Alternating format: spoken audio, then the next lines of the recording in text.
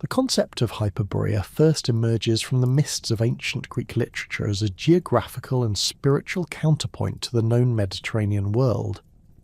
The earliest substantive reference appears in Hesiod's fragmentary works from the 8th century BC, where this northern realm is presented not as a mere distant territory, but as a fundamental component of Greek cosmological understanding.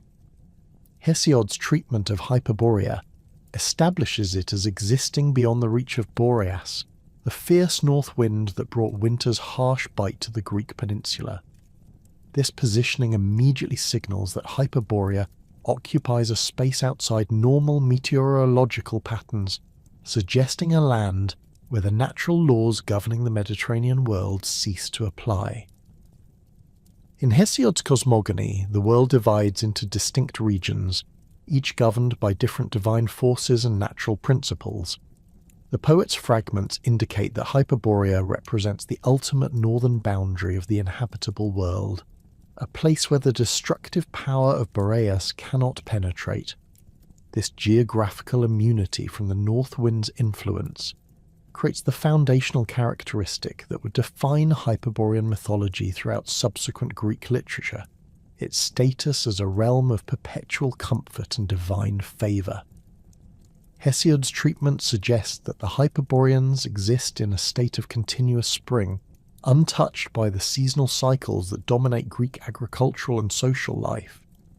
The etymological development of Hyperborea reveals the sophisticated meteorological understanding embedded in early Greek thought. The term combines hyper, meaning beyond or above, with Boreas, the personified north wind who appears throughout Greek mythology as a powerful and often destructive force. Boreas himself occupies a central position in Greek meteorological mythology, depicted as a winged deity capable of devastating ships, destroying crops, and bringing the killing frosts of winter.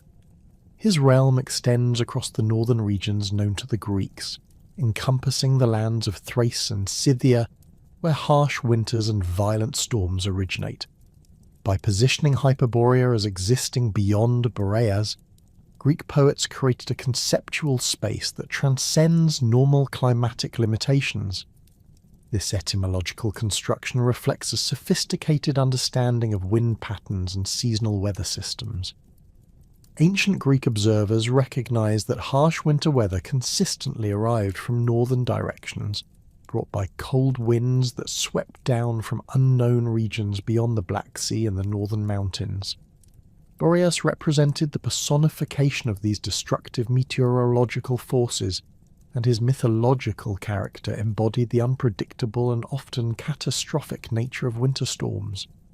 The concept of a land existing beyond his reach therefore implied a region where the fundamental causes of seasonal hardship could not operate. Pindar's Olympic and Pythian odes, composed during the 5th century BC, provide the most detailed and influential descriptions of Hyperborean society that survive from classical antiquity. His 10th Pythian ode presents a vivid portrait of a civilization that exists in perfect harmony with divine will, enjoying privileges that remain forever beyond the reach of ordinary mortals. Pindar describes the Hyperboreans as living in a state of continuous festival, where music, dancing and religious celebration form the primary activities of daily life. Their cities resonate with the sound of lyres and flutes, while choruses of maidens perform sacred dances in honour of Apollo, who spends his winter months among them when he departs from his shrine at Delphi. The Hyperborean freedom from disease represents one of their most remarkable characteristics in Pindar's account. Unlike Mediterranean populations, who faced regular outbreaks of plague, fever, and other ailments that could devastate entire communities, the Hyperboreans exist in perfect physical health throughout their extended lifespans. This immunity from illness connects directly to their spiritual purity and divine favour, suggesting that disease represents a consequence of moral corruption or divine displeasure rather than merely natural causes. Pindar's description implies that the Hyperboreans maintain such perfect religious observance and moral conduct that the gods shield them from the physical sufferings that afflict other human populations. their legendary 1,000-year lifespans further emphasize their exceptional status within the human condition. Pindar presents these extended lives not as mere biological anomalies, but as rewards for their perfect piety and continuous devotion to Apollo. The Hyperboreans spend these centuries in uninterrupted happiness, free from the anxiety about death that haunts ordinary mortals. Their longevity allows them to accumulate vast wisdom and perfect their artistic and religious practices across multiple generations of normal human experience. This temporal advantage enables them to achieve levels of cultural sophistication and spiritual development that remain impossible for peoples constrained by typical human lifespans. Pindar's Hyperboreans inhabit a landscape of perpetual spring, where flowers bloom continuously and fruit trees bear their bounty throughout the year. The absence of winter eliminates the agricultural anxieties that dominated Mediterranean life, where failed harvests could result in famine and social upheaval.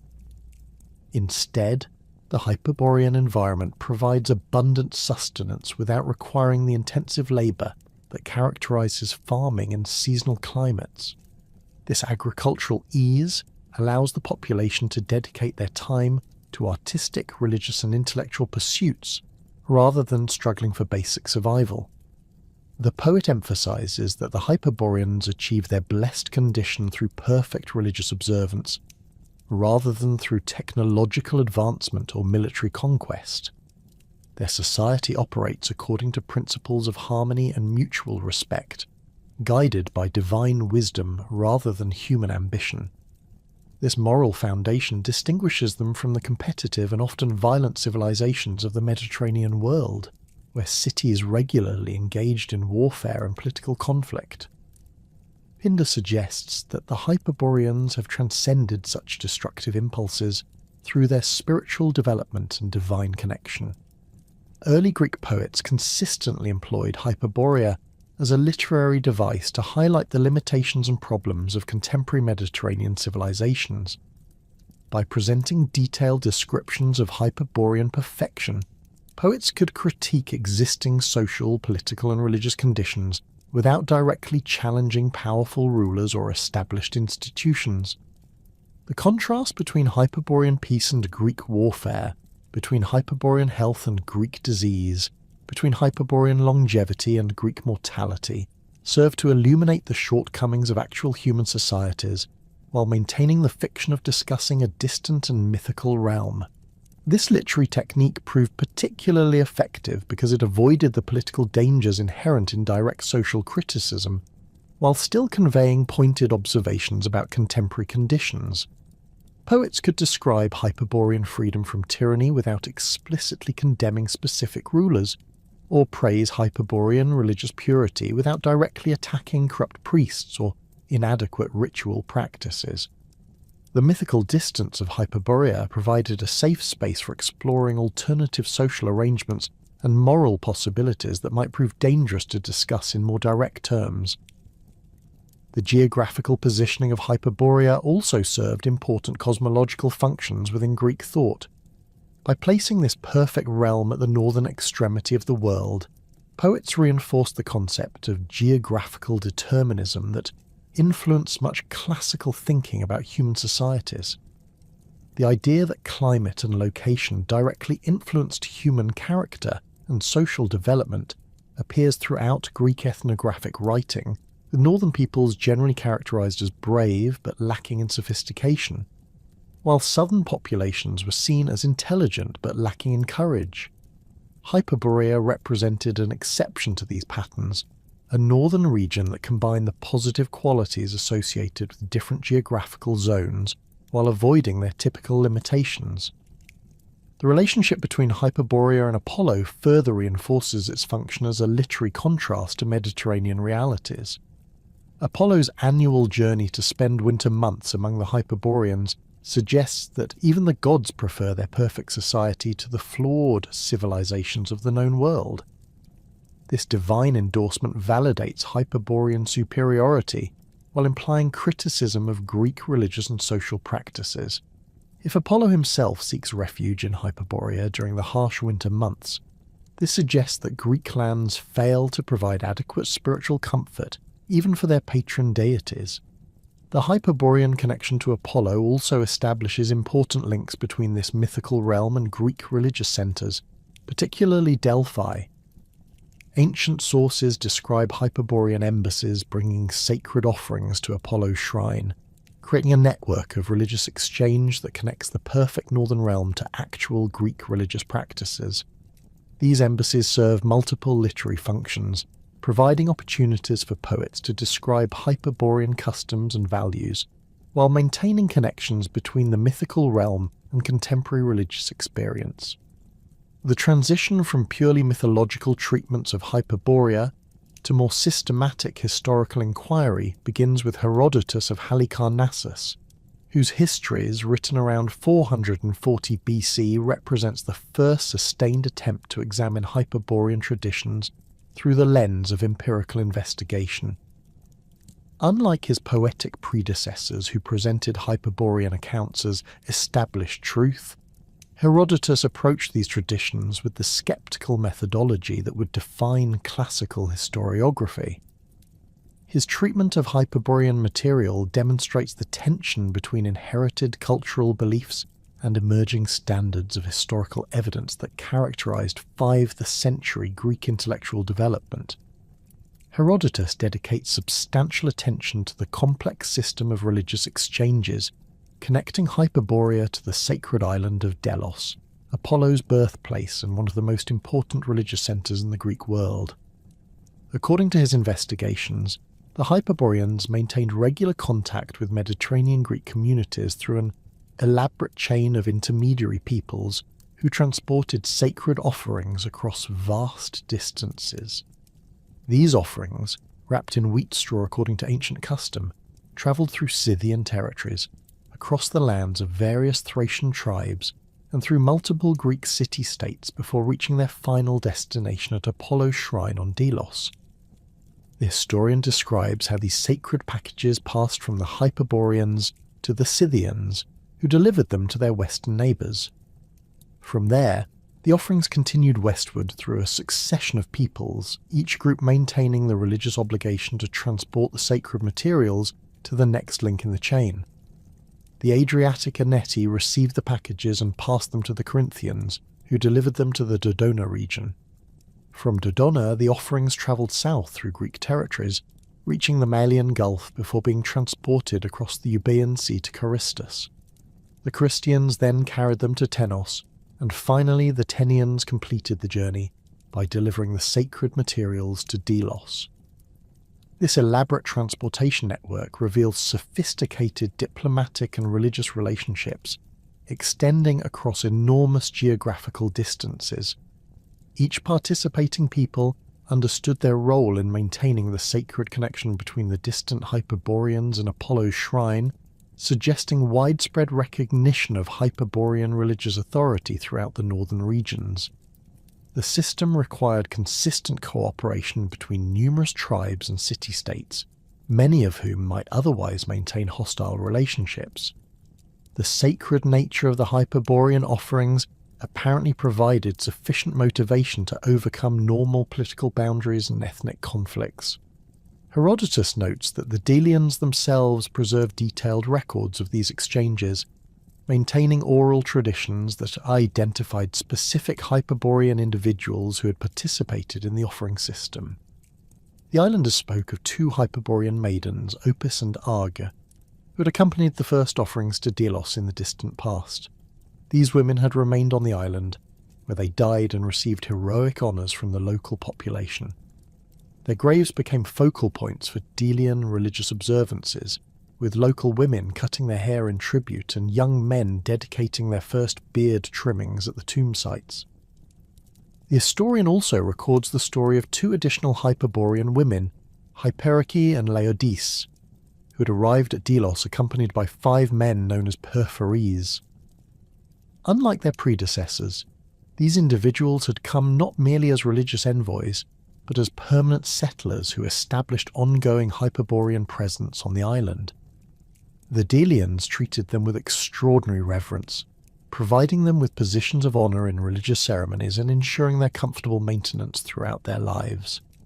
When they died, the entire island participated in elaborate funeral rites that became annual commemorative festivals. These detailed Delian traditions provide Herodotus with concrete evidence for historical Hyperborean contact with the Greek world, moving beyond purely mythological accounts to examine specific individuals and documented events. The precision of Delian record-keeping, including the preservation of personal names and specific burial locations, suggests that these exchanges represented historical realities rather than purely legendary material. The continuous nature of the offering system, maintained across multiple generations, indicates sustained diplomatic and religious relationships between Hyperborean communities and Mediterranean Greek populations. However, Herodotus expresses significant skepticism about the geographical claims associated with Hyperborean traditions. While acknowledging the cultural and religious evidence for Hyperborean contact with the Greek world, he questions the specific geographical descriptions found in earlier sources. His investigation of northern regions, based on information gathered from Scythian informants and Greek colonists around the Black Sea, fails to identify any territory matching traditional Hyperborean descriptions. The lands beyond Scythia, according to his sources, consist of harsh steppes inhabited by nomadic peoples living under difficult climatic conditions, rather than the perpetual spring paradise described by Pindar and other poets.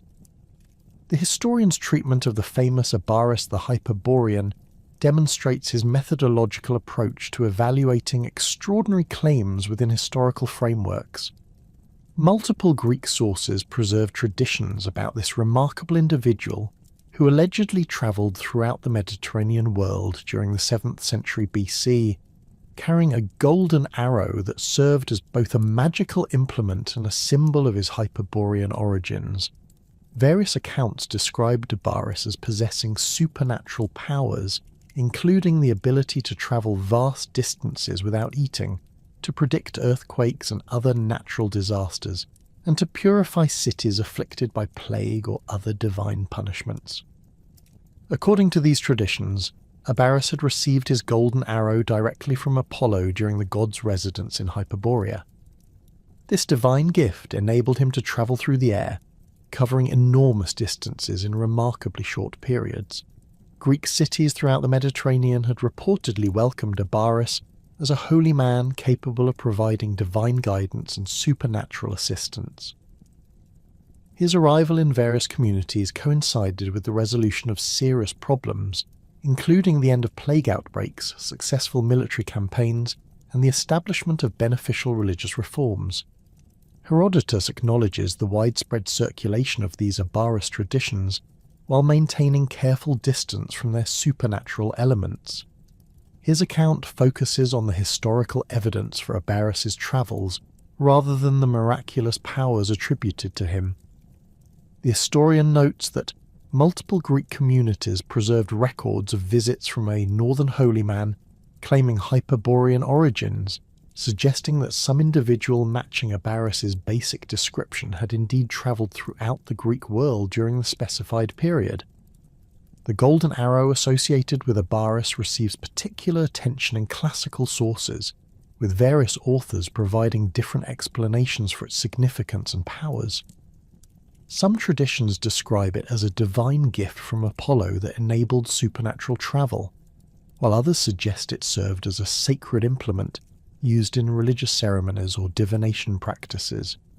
Certain accounts claim the arrow contained meteorological properties, allowing Abaris to predict weather patterns and seasonal changes with extraordinary accuracy. This meteorological connection links back to fundamental Hyperborean characteristics, particularly their relationship with Boreas and their immunity from harsh weather conditions. Herodotus's investigation reveals that several Greek cities maintain temples or shrines associated with Abaris's visits, suggesting that his influence on Mediterranean religious practices extended beyond temporary appearances. These permanent installations indicate that Greek communities found sufficient value in Abaris's teachings or interventions to establish lasting commemorative structures. The historian notes that some of these shrines continue to receive offerings and maintain active religious functions centuries after Abaris's alleged lifetime, demonstrating the enduring impact of his supposed activities. The historian's skeptical approach to Hyperborean geography becomes more pronounced when he examines claims about the specific location and accessibility of Hyperborean territories. His extensive research into northern regions, conducted through interviews with Scythian traders, Greek colonists, and various tribal representatives, fails to identify any area matching traditional Hyperborean descriptions. The lands beyond the Black Sea, according to his informants, consist primarily of harsh steppes where nomadic peoples struggle against severe winters and limited agricultural opportunities. Herodotus notes that even the Scythians, who inhabited the northernmost territories known to Mediterranean Greeks, reported that the regions beyond their lands became increasingly inhospitable rather than more pleasant. Scythian accounts described vast wilderness areas where extreme cold made permanent settlement impossible, contradicting the traditional image of Hyperborea as a land of perpetual warmth and abundance.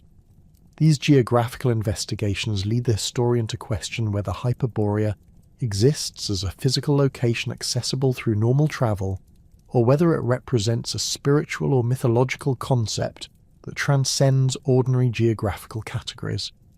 The development of classical historiography following Herodotus demonstrates varying approaches to Hyperborean material among subsequent scholars.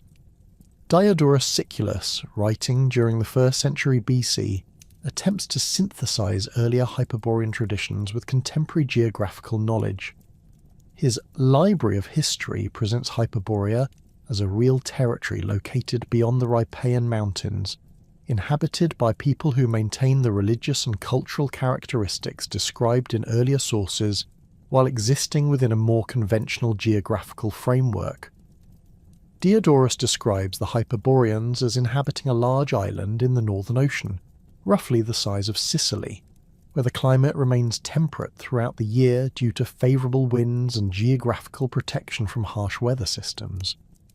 His account attempts to provide rational explanations for traditional Hyperborean characteristics, suggesting that their longevity results from excellent climate and abundant natural resources rather than divine intervention.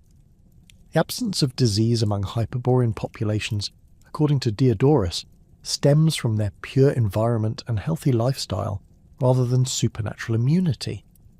This rationalized approach to Hyperborean traditions reflects the influence of Hellenistic geographical and ethnographical studies, which sought to explain extraordinary cultural phenomena through natural causes rather than divine intervention. Diodorus incorporates contemporary knowledge about Northern European peoples, including Celtic and Germanic tribes, to create a more plausible framework for understanding Hyperborean society. His synthesis attempts to preserve the essential elements of Hyperborean traditions while making them compatible with emerging standards of geographical accuracy. Pliny the Elder's Natural History, completed during the 1st century AD, represents the culmination of Roman attempts to systematize classical knowledge about distant peoples and territories. His treatment of Hyperborean material demonstrates the challenges faced by ancient scholars attempting to reconcile inherited traditions with expanding geographical knowledge. Pliny acknowledges the authority of earlier sources while expressing reservations about specific claims that contradict contemporary understanding of northern regions. The Roman encyclopedist notes that various Greek and Roman expeditions into northern territories had failed to encounter any peoples matching traditional Hyperborean descriptions. Roman military campaigns beyond the Danube, trade expeditions to the Baltic region, and diplomatic contacts with Germanic tribes had provided extensive information about northern European populations without discovering communities possessing the extraordinary characteristics attributed to Hyperboreans. This accumulating evidence leads Pliny to suggest that Hyperborean traditions might preserve memories of ancient peoples who had since migrated to other regions or disappeared entirely, Pliny's analysis reflects the broader Roman approach to inherited Greek learning, which combined respect for classical authorities with practical skepticism based on contemporary experience. Roman administrators and military commanders had accumulated vast practical knowledge about European geography through conquest and colonization, providing empirical data that often contradicted traditional Greek accounts of distant regions. This tension between inherited learning and contemporary observation characterizes much Roman scholarship, as authors attempted to reconcile respected classical sources with expanding practical knowledge. The classical historiographical tradition surrounding Hyperborea demonstrates the evolution of ancient approaches to evaluating extraordinary claims within historical frameworks. Early historians like Herodotus established methodological principles that distinguish between documented cultural traditions and unverifiable geographical claims, creating analytical frameworks that influence subsequent scholarly investigation. Later, historians built upon these foundations while incorporating new geographical knowledge and developing increasingly sophisticated approaches to evaluating inherited traditions. The mythological relationship between Apollo and Hyperborea represents one of the most complex and enduring elements of ancient Greek religious thought, establishing connections that transcended simple geographical boundaries to create a sophisticated theological framework linking divine presence with earthly perfection. Classical sources consistently describe Apollo's annual departure from his primary shrine at Delphi during the winter months, when the god travels northward to spend the harsh season among the Hyperboreans in their perpetually temperate realm. This cyclical journey establishes Hyperborea not merely as a distant territory mentioned in passing by ancient authors, but as an integral component of Apollo's divine nature and religious functions. The timing of Apollo's Hyperborean sojourn corresponds precisely with the period when his oracular activities at Delphi ceased, creating a direct correlation between the god's physical absence from Greece and the suspension of prophetic consultation at his most important Mediterranean sanctuary. During the 3 winter months when harsh weather made travel to Delphi difficult and agricultural activities came to a standstill throughout the Greek world, Apollo departed for the northern paradise where eternal spring provided an environment more suitable to his luminous nature. The Delphic priests acknowledged this divine absence by suspending oracular consultations and dedicating the winter months to Dionysus, whose chthonic associations made him more appropriate for presiding over the dark season. This theological arrangement reveals sophisticated Greek understanding of seasonal religious cycles and divine specialization. Apollo's association with light, music, prophecy, and civilized order made his presence most valuable during the productive months when human communities engaged in agriculture, trade, warfare, and other activities requiring divine guidance. His winter departure to Hyperborea allowed him to maintain his essential characteristics while avoiding the harsh conditions that contradicted his solar nature. The Hyperborean climate, permanently maintained at the ideal temperature for human comfort and agricultural productivity, provided Apollo with an environment that matched his divine preferences throughout the year. The earliest detailed account of Apollo's Hyperborean connection appears in the Homeric hymn to Apollo, where the god's birth on Delos establishes his immediate association with northern regions.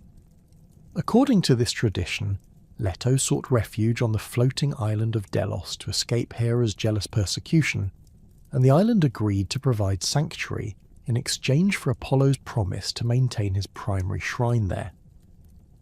However, the hymn also describes Apollo's immediate departure after his birth to establish connections with distant northern peoples who would provide ongoing support for his religious activities. This foundational myth establishes the principle that Apollo's divine authority extends far beyond the boundaries of the Greek world to encompass northern territories whose inhabitants possess special religious knowledge and devotion. Pindar's treatment of Apollo's Hyperborean relationship in his 10th Pythian ode provides the most detailed classical description of the god's activities during his northern residence. According to the poet, Apollo spent his winter months participating in continuous festivals where the Hyperboreans demonstrate their perfect musical abilities and religious devotion.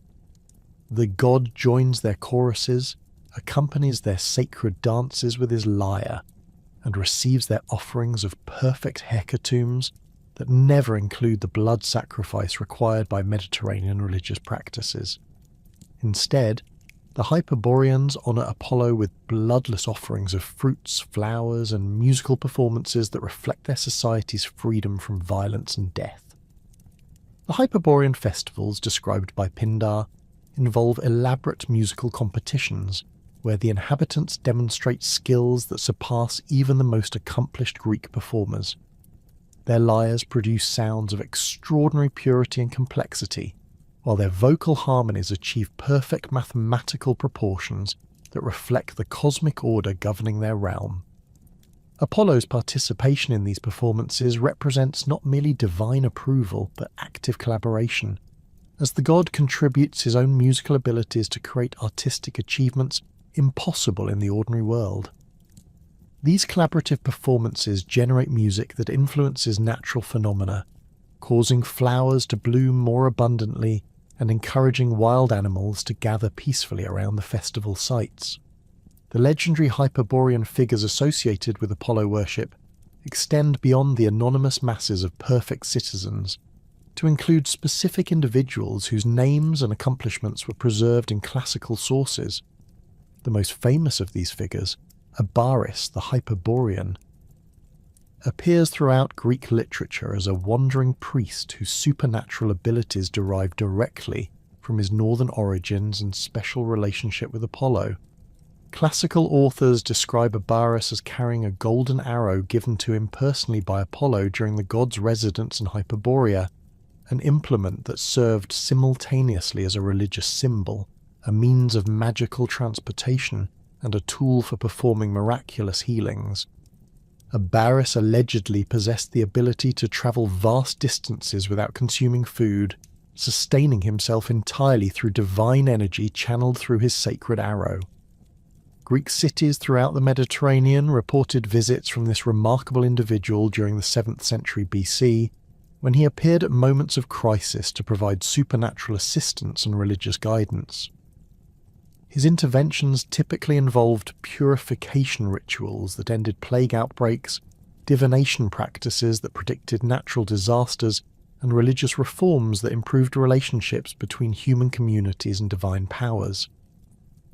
The consistency of these accounts across multiple independent sources suggests that some individual matching Abaris's basic description did indeed travel throughout the Greek world, claiming Hyperborean origins and demonstrating unusual abilities.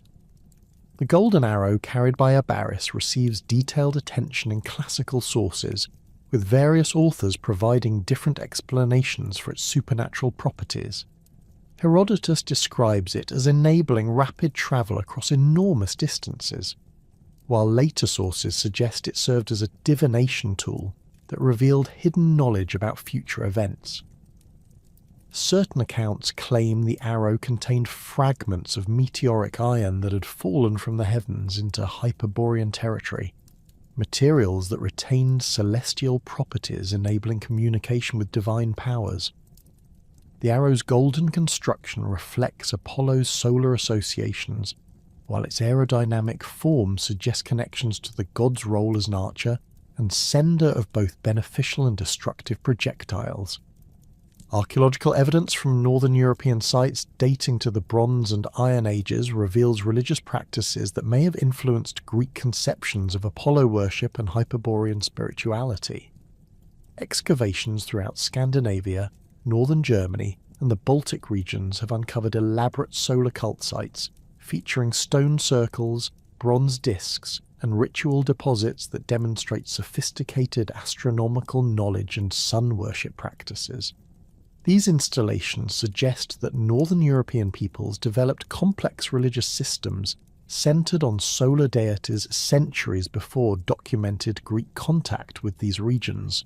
The Nebra sky disk, discovered in Germany and dating to approximately 1600 BC, provides particularly compelling evidence for advanced astronomical knowledge among northern European populations. This bronze artifact displays sophisticated understanding of solar and lunar cycles, stellar positions, and seasonal changes that would have been essential for maintaining accurate religious calendars.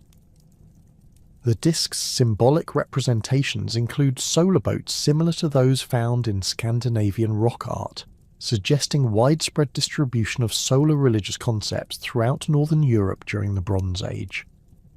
These archaeological discoveries indicate that Greek descriptions of Hyperborean astronomical and religious knowledge may have preserved accurate information about actual northern European cultural achievements.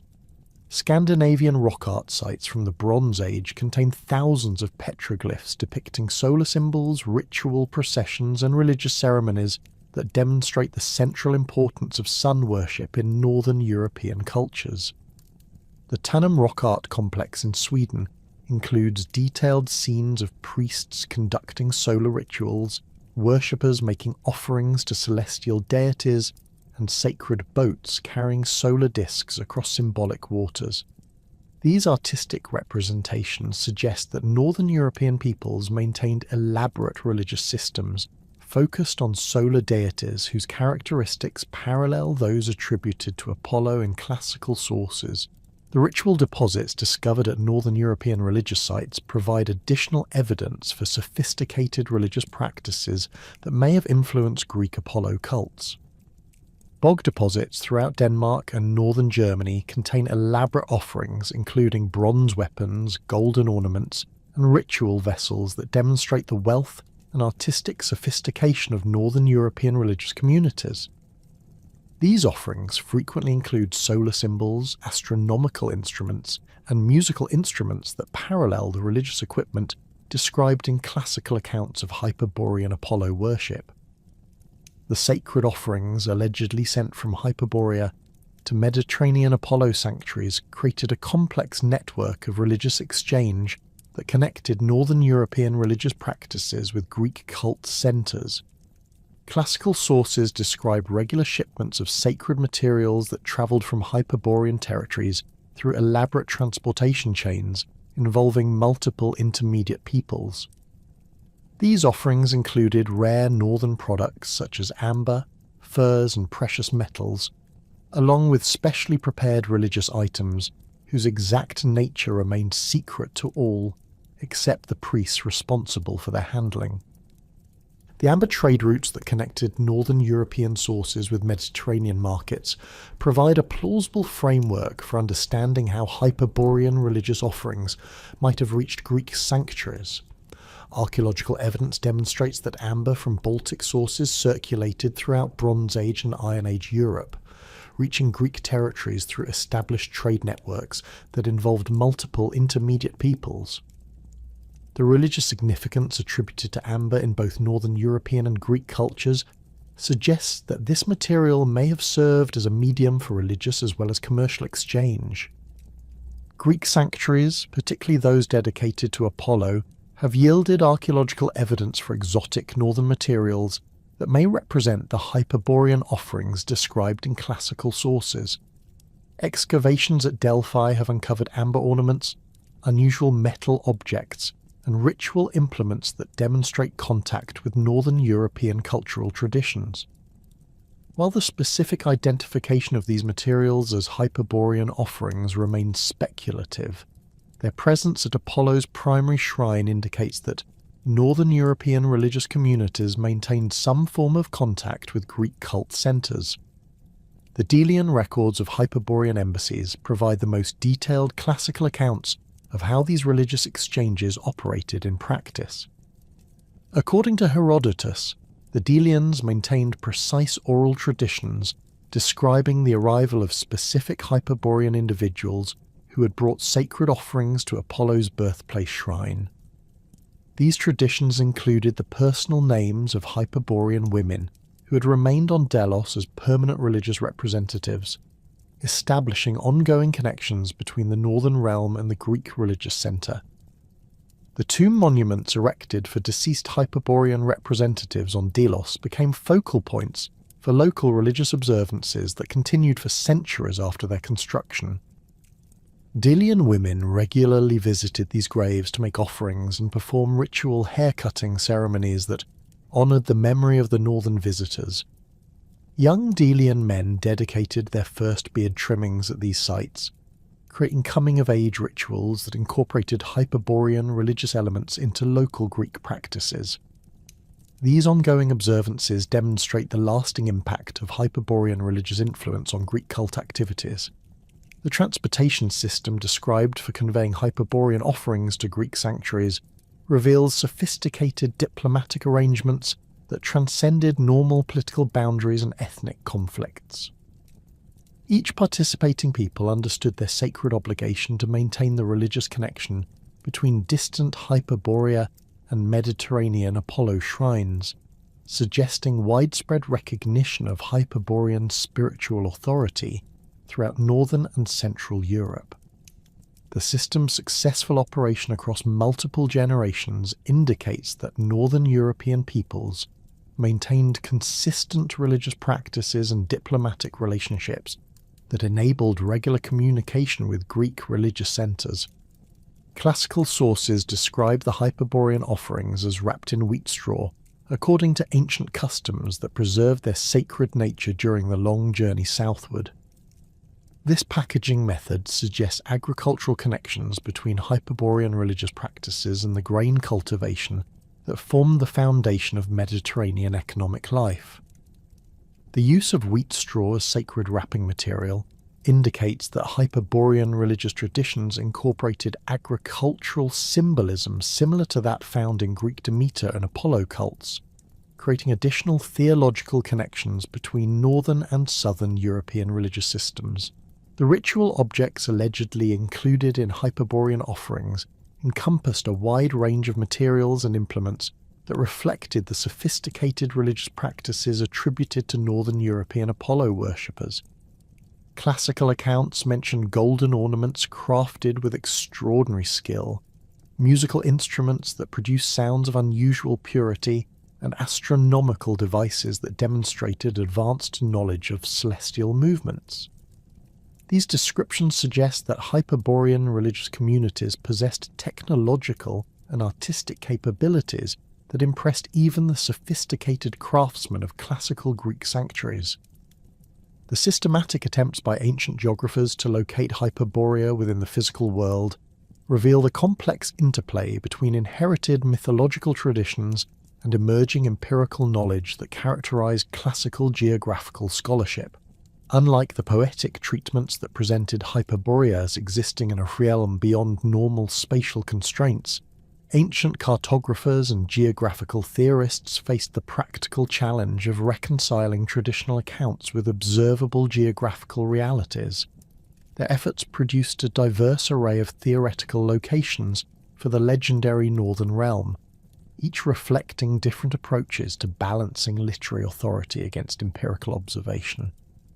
The earlier systematic geographical theories placed Hyperborea in the far northern regions of Scythia, beyond the territories inhabited by the nomadic peoples known to Mediterranean Greeks through trade contacts and military expeditions. This positioning drew upon Herodotus's ethnographic investigations, which had established Scythia as the northernmost region accessible to Greek knowledge, while acknowledging that vast unknown territories extended further northward. Geographical theorists reasoned that if Hyperborea existed as a physical location, it must occupy these unmapped northern regions, where harsh Scythian winters might give way to the temperate conditions described in classical sources. The Scythian hypothesis gained credibility from reports provided by northern traders who described encountering peoples living under different climatic conditions in territories beyond the normal range of Scythian tribal movements. These accounts, filtered through multiple linguistic and cultural intermediaries, suggested that the harsh steppes gradually transitioned into more hospitable regions where permanent agricultural settlements became possible. Greek geographical theorists interpreted these fragmentary reports as potential evidence for Hyperborean territories, reasoning that the climatic improvements described by northern informants might correspond to the perpetual spring conditions attributed to the legendary realm. Archaeological evidence from Scythian territories provided additional support for theories placing Hyperborea in the northern steppes. Excavations of Scythian burial sites revealed extensive collections of Greek-manufactured goods, demonstrating regular trade relationships between Mediterranean civilizations and northern nomadic peoples. More significantly, these sites contained religious artifacts and artistic representations that suggested Scythian familiarity with Apollo worship and solar religious symbolism. Greek geographical theorists argued that these religious connections indicated Scythian contact with Hyperborean Apollo worshippers, supporting theories that placed the legendary realm within accessible distance of known Scythian territories. However, more detailed investigation of Scythian geographical knowledge revealed significant problems with northern placement theories. Scythian informants consistently described the regions beyond their territories as becoming increasingly inhospitable rather than more temperate, contradicting fundamental Hyperborean characteristics. The nomadic peoples who ventured furthest northward reported encountering vast wilderness areas where extreme cold made permanent settlement impossible, while the few sedentary populations they encountered lived under harsh conditions that bore no resemblance to the abundance and comfort attributed to Hyperborean society.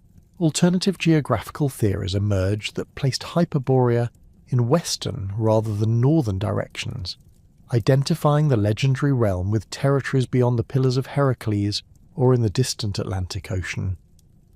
These Western theories drew upon expanding Greek knowledge of Atlantic regions gained through Phoenician trade contacts and early Greek colonial expeditions beyond the Mediterranean basin. Geographical theorists noted that Western ocean currents and wind patterns might create climatic conditions different from those found in continental European territories, potentially supporting the temperate climate attributed to Hyperborean lands. The Western Atlantic hypothesis gained support from reports of islands discovered by Phoenician navigators during their exploration of Atlantic trade routes. These accounts describe territories with favourable climates and abundant natural resources located at considerable distances from Mediterranean shores, characteristics that corresponded to traditional Hyperborean descriptions. Greek theorists reasoned that Hyperborea might occupy one of these Atlantic islands, accessible only through dangerous ocean voyages that explained why direct Greek contact with the legendary realm remained limited to the religious exchange networks described in classical sources. Phoenician geographical knowledge, transmitted to Greek scholars through commercial and diplomatic contacts, included detailed information about Atlantic wind patterns, ocean currents, and seasonal weather variations that could potentially support Hyperborean climatic conditions. Phoenician navigators reported encountering regions where warm ocean currents moderated what would otherwise be harsh northern climates, creating islands of temperate weather within generally inhospitable maritime environments. Greek geographical theorists incorporated this information into revised Hyperborean location theories that placed the legendary realm on Atlantic islands warmed by favourable oceanic conditions. The British Isles emerged as another candidate location for Hyperborea as Greek geographical knowledge expanded through contact with Celtic peoples and northern European trade networks. Reports from Greek colonies in southern France and Spain described large islands beyond Gaul, inhabited by peoples possessing sophisticated religious traditions and advanced astronomical knowledge. These accounts noted that the northern islands enjoyed milder climates than their latitude would suggest, due to maritime influences that moderated seasonal temperature variations. Greek theorists identified these climatic anomalies as potential evidence for Hyperborean conditions. Celtic religious practices observed by Greek traders and diplomats in Gaul and Britain demonstrated sophisticated solar worship traditions that paralleled the Apollo cult activities attributed to Hyperborean society. Celtic druids maintained elaborate astronomical calendars, conducted complex religious ceremonies involving musical performances and bloodless sacrifices, and claimed possession of prophetic abilities that resembled those associated with Hyperborean Apollo worship. These religious similarities led some Greek theorists to propose that Celtic territories, particularly the British Isles, might represent the actual location of the legendary Hyperborean realm. The identification of Hyperborea with British territories gained additional support from reports of unusual daylight patterns observed in northern European regions. Greek informants described territories where summer days lasted much longer than those experienced in Mediterranean climates, while winter nights extended for correspondingly longer periods. These extreme seasonal variations in daylight duration corresponded to classical descriptions of Hyperborean territories where the sun's behaviour differed dramatically from normal Mediterranean patterns. Geographical theorists argued that these observed astronomical phenomena provided empirical evidence for locating Hyperborea in northern European territories. Ptolemaic geographical treatises represent the most systematic classical attempts to map the northern boundaries of the inhabited world and establish precise locations for legendary territories mentioned in earlier sources. Claudius Ptolemy's geography, completed during the 2nd century AD, synthesized centuries of accumulated geographical knowledge into a comprehensive mathematical framework that attempted to assign specific coordinates to all known territories and peoples. His treatment of northern European regions reflects the challenges faced by ancient cartographers attempting to reconcile traditional accounts with empirical observation and mathematical precision. Ptolemy's world map extended the inhabited regions significantly further northward than earlier geographical works, incorporating information gathered through Roman military campaigns, trade expeditions, and diplomatic contacts with Germanic and Celtic peoples. His northern boundaries encompassed territories that earlier Greek geographers had considered uninhabitable, reflecting expanded Roman knowledge of European geography gained through conquest and colonization. This northward expansion of the known world provided additional space for locating legendary territories like Hyperborea within the framework of empirical geographical knowledge. The Ptolemaic coordinate system assigned mathematical positions to various northern European peoples and territories based on astronomical observations and distance calculations derived from travel accounts. Germanic tribes, Celtic populations and Scandinavian peoples received specific latitude and longitude coordinates that placed them within a rational geographical framework. However, Ptolemy's treatment of legendary territories remained ambiguous, as he attempted to balance respect for classical literary authorities against the demands of mathematical precision and empirical verification. Ptolemy's discussion of the Rhipaean Mountains illustrates the complex relationship between mythological geography and empirical cartography in classical geographical works. Earlier sources had described these legendary mountains as forming the northern boundary of the inhabited world, beyond which lay the realm of perpetual winter dominated by Boreas.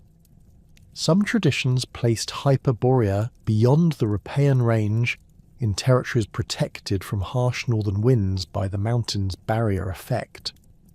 Ptolemy attempts to reconcile these accounts with contemporary geographical knowledge by identifying the Rhipaean Mountains with actual mountain ranges observed in northern European territories.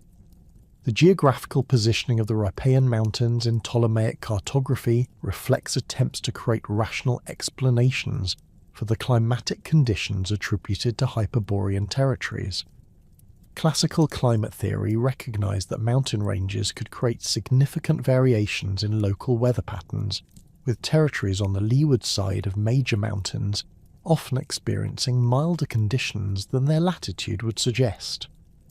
Ptolemaic geographers reasoned that if the Rhipaean Mountains existed, as described in classical sources, they might create climatic conditions that could support the temperate environment attributed to Hyperborean lands. Ancient climate theories profoundly influenced geographical speculation about Hyperborean location by establishing theoretical frameworks for understanding how unusual climatic conditions might arise in specific geographical settings. Classical climatology divided the Earth into distinct zones based on solar heating patterns, with northern regions generally expected to experience harsh winters and limited agricultural productivity. However, ancient theorists recognized that local geographical features could create significant deviations from these general patterns, potentially producing isolated regions with climatic conditions that contradicted their geographical position. The concept of inhabitable zones played a crucial role in ancient geographical theories about Hyperborean location. Classical climate theory established that human civilization could only flourish within specific latitudinal bands where solar heating provided adequate warmth for agriculture, while avoiding the extreme heat that made southern regions uninhabitable. The northern boundary of the inhabitable zone was generally placed at latitudes where winter cold prevented reliable crop production, limiting human populations to nomadic lifestyles or seasonal settlements. However, ancient climatologists recognized that oceanic influences, mountain barriers, and other geographical factors could extend the inhabitable zone significantly beyond its normal boundaries in specific locations. Maritime climates, moderated by warm ocean currents, could support agricultural settlements at latitudes where continental climates would prove too harsh for permanent habitation. Similarly, territories protected by mountain ranges from cold northern winds might maintain temperate conditions despite their northern position. These theoretical possibilities provided frameworks for understanding how Hyperborean territories might exist within the physical world while maintaining their legendary climatic characteristics. The relationship between ocean currents and climate patterns received increasing attention from ancient geographical theorists as Mediterranean peoples expanded their knowledge of Atlantic regions. Reports from Phoenician and later Roman navigators described encountering warm ocean currents that significantly moderated the climate of northern Atlantic territories. These observations led to theoretical models suggesting that oceanic heating effects could create isolated regions of temperate climate within generally harsh northern environments. Ancient wind pattern theories provided additional frameworks for understanding how Hyperborean climatic conditions might arise in specific geographical locations. Classical meteorology recognized that prevailing wind directions significantly influence regional climate patterns, with territories receiving warm southern winds experiencing milder conditions than those exposed to cold northern airflows. Geographical theorists proposed that Hyperborean territories might occupy locations where favorable wind patterns or geographical barriers created protection from the harsh northern winds associated with Boreas. The theoretical relationship between Hyperborea and other mythical northern locations demonstrates the complex interconnections within classical geographical speculation about unknown territories. Thule, first described by the Greek explorer Pytheas during the 4th century BC, represented another legendary northern land, whose exact location remained disputed throughout antiquity.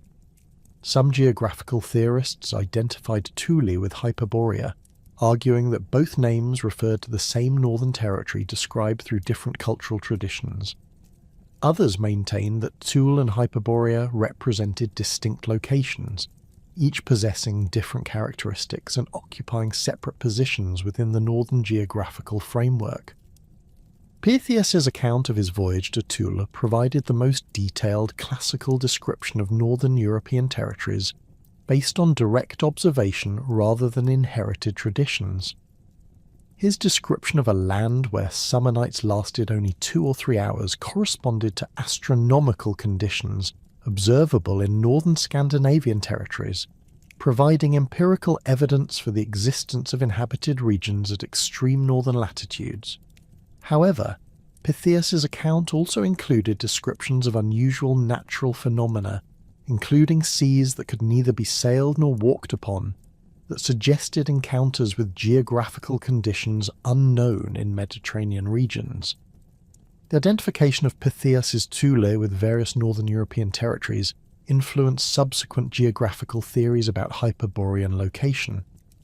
Some scholars identified Thule with Iceland, arguing that the island's geothermal features could create the temperate conditions attributed to legendary northern realms.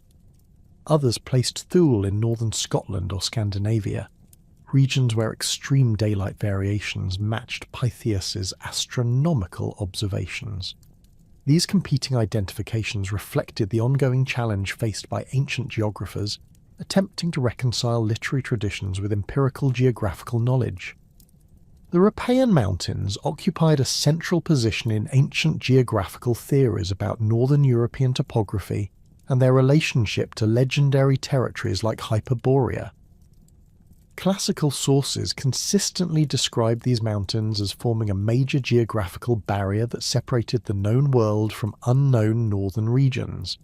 Some accounts placed the mountains beyond Scythian territories, while others located them within or adjacent to Scythian lands.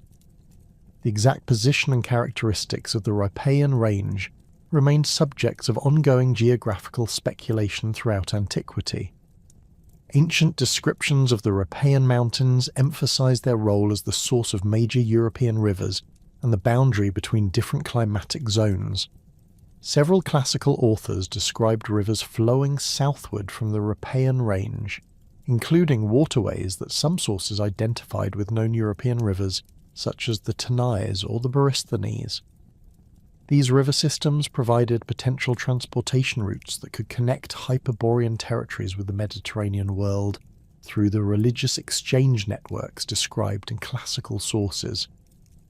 The relationship between the Rhipaean Mountains and Hyperborean geography varied significantly among different ancient theories. Some geographical frameworks placed Hyperborea beyond the mountains, in territories protected from harsh northern winds by the range's barrier effect. Others located Hyperborean territories within the mountain region itself, arguing that elevated locations might experience different climatic conditions than surrounding lowlands.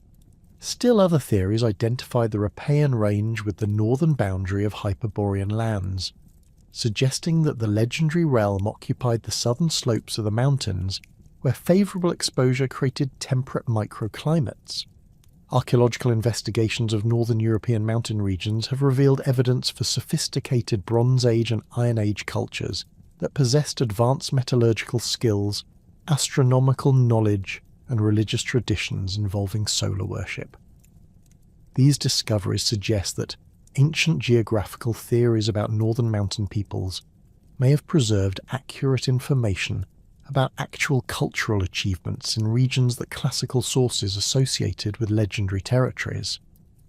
The presence of advanced civilizations in northern European mountain regions provides potential support for geographical theories that placed Hyperborea or related legendary territories in such locations.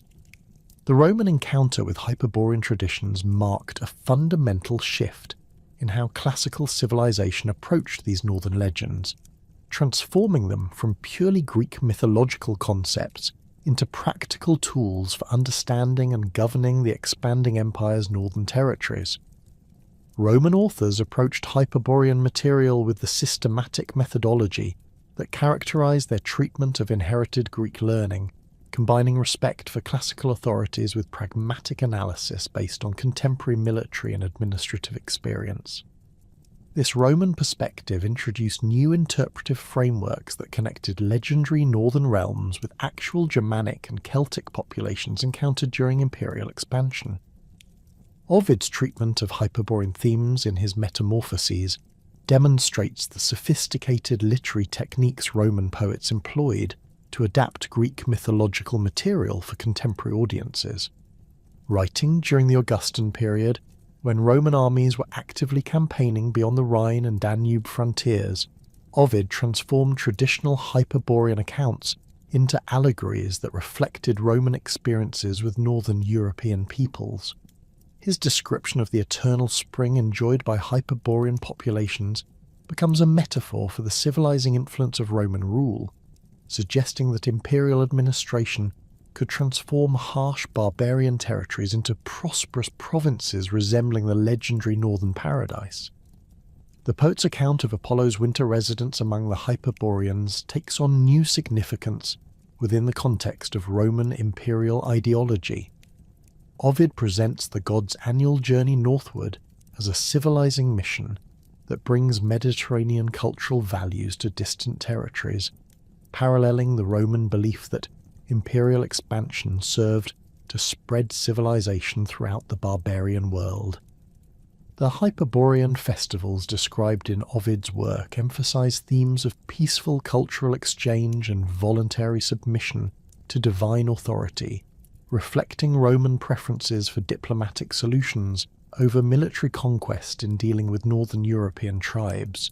Ovid's geographical references reveal familiarity with contemporary Roman knowledge of northern European territories gained through military campaigns and trade expeditions. His descriptions incorporate specific details about northern European landscapes, climate patterns, and natural resources that correspond to information available through Roman administrative sources. The poet's account of Hyperborean territory includes references to dense forests, navigable rivers, and mineral deposits that match Roman geographical knowledge of Germanic regions, suggesting that he deliberately connected legendary accounts with contemporary territorial realities. The transformation of Hyperborean religious practices in Ovid's account reflects Roman attempts to understand northern European religious traditions through classical interpretive frameworks. The poet describes Hyperborean Apollo worship in terms that correspond to Roman religious categories, emphasizing state-sponsored ceremonies, hierarchical priesthoods, and public festivals that maintained social order. This interpretation transforms the spontaneous musical celebrations described in earlier Greek sources into organized religious institutions that resemble Roman civic religious practices, making Hyperborean society appear more familiar and comprehensible to Roman audiences. Virgil's references to northern territories in the Aeneid demonstrate how Roman epic poetry incorporated Hyperborean themes into narratives celebrating imperial destiny and territorial expansion. The poet's description of Aeneas's prophetic visions includes glimpses of future Roman conquests in northern regions where harsh climates would yield to Roman engineering and administration. Virgil's northern territories possess characteristics reminiscent of Hyperborean legends, suggesting that Roman rule could create conditions approaching mythological perfection even in the most challenging geographical environments. The Georgics reveals Virgil's systematic approach to connecting legendary northern territories with practical, agricultural and administrative knowledge. His discussion of northern European farming techniques, livestock management, and seasonal cycles incorporates information gathered through Roman contact with Germanic and Celtic agricultural communities. The poet describes methods for cultivating crops in northern climates, managing herds during extended winter seasons, and adapting Mediterranean agricultural practices to different environmental conditions. This practical information suggests that Roman administrators were actively studying northern European agricultural systems to improve imperial resource management. Virgil's treatment of northern European peoples emphasizes their potential for civilization under Roman guidance rather than their inherent barbarism. His descriptions of Germanic and Celtic communities acknowledge their military prowess, craft skills, and religious traditions, while suggesting that these qualities could be channeled toward productive purposes through proper Roman administration. This perspective transforms traditional Roman attitudes toward barbarian peoples by presenting them as potential contributors to imperial prosperity, rather than merely obstacles to territorial expansion. The poet's geographical descriptions incorporate contemporary Roman knowledge of northern European river systems, mountain ranges, and forest resources that had become strategically important for imperial defense and economic development. Virgil's references to the Rhine frontier, Danubian territories, and Transalpine regions reflect detailed familiarity with Roman military geography and administrative organization.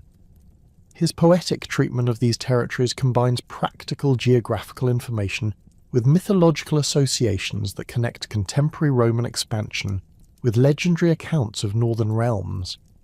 Tacitus represents the culmination of Roman historical analysis of northern European peoples and territories, providing systematic ethnographic accounts that explicitly connect contemporary Germanic and Celtic cultures with classical traditions about legendary northern realms.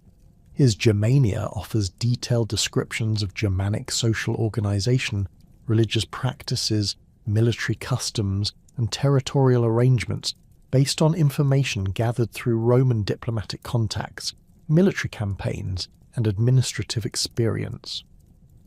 This empirical approach to Northern European ethnography provides frameworks for evaluating the historical accuracy of earlier Hyperborean accounts.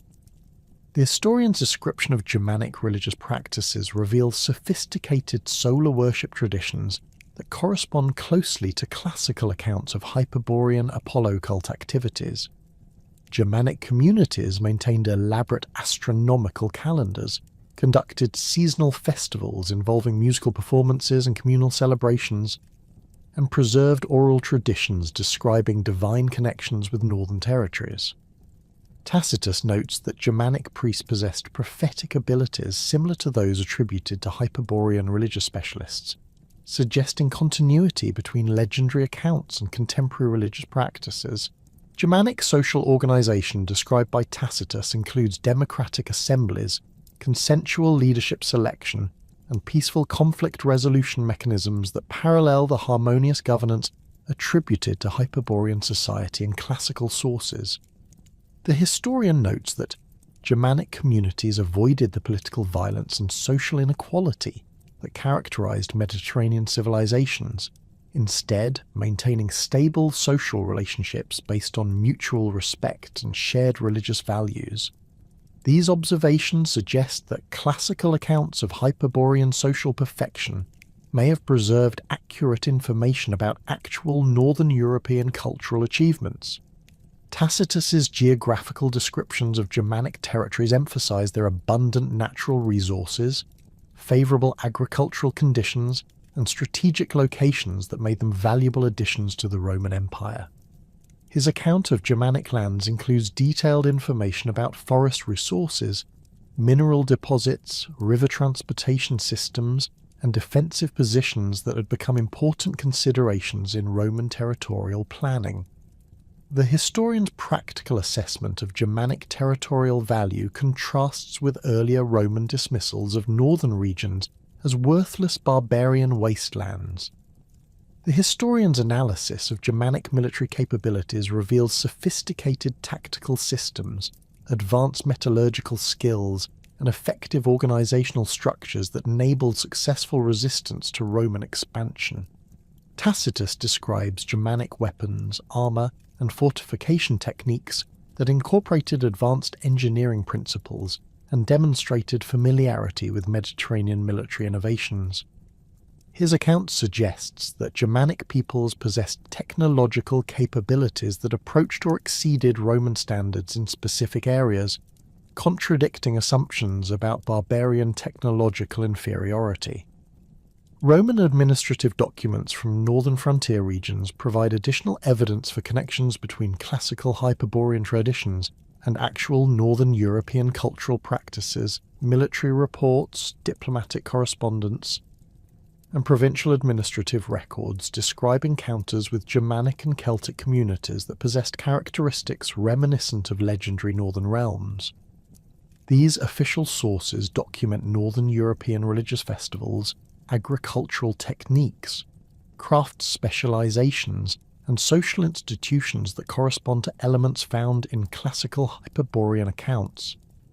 Archaeological evidence from Roman frontier installations reveals extensive cultural exchange between Roman administrators and northern European communities, including the adoption of northern religious practices by Roman military personnel stationed in Germanic territories.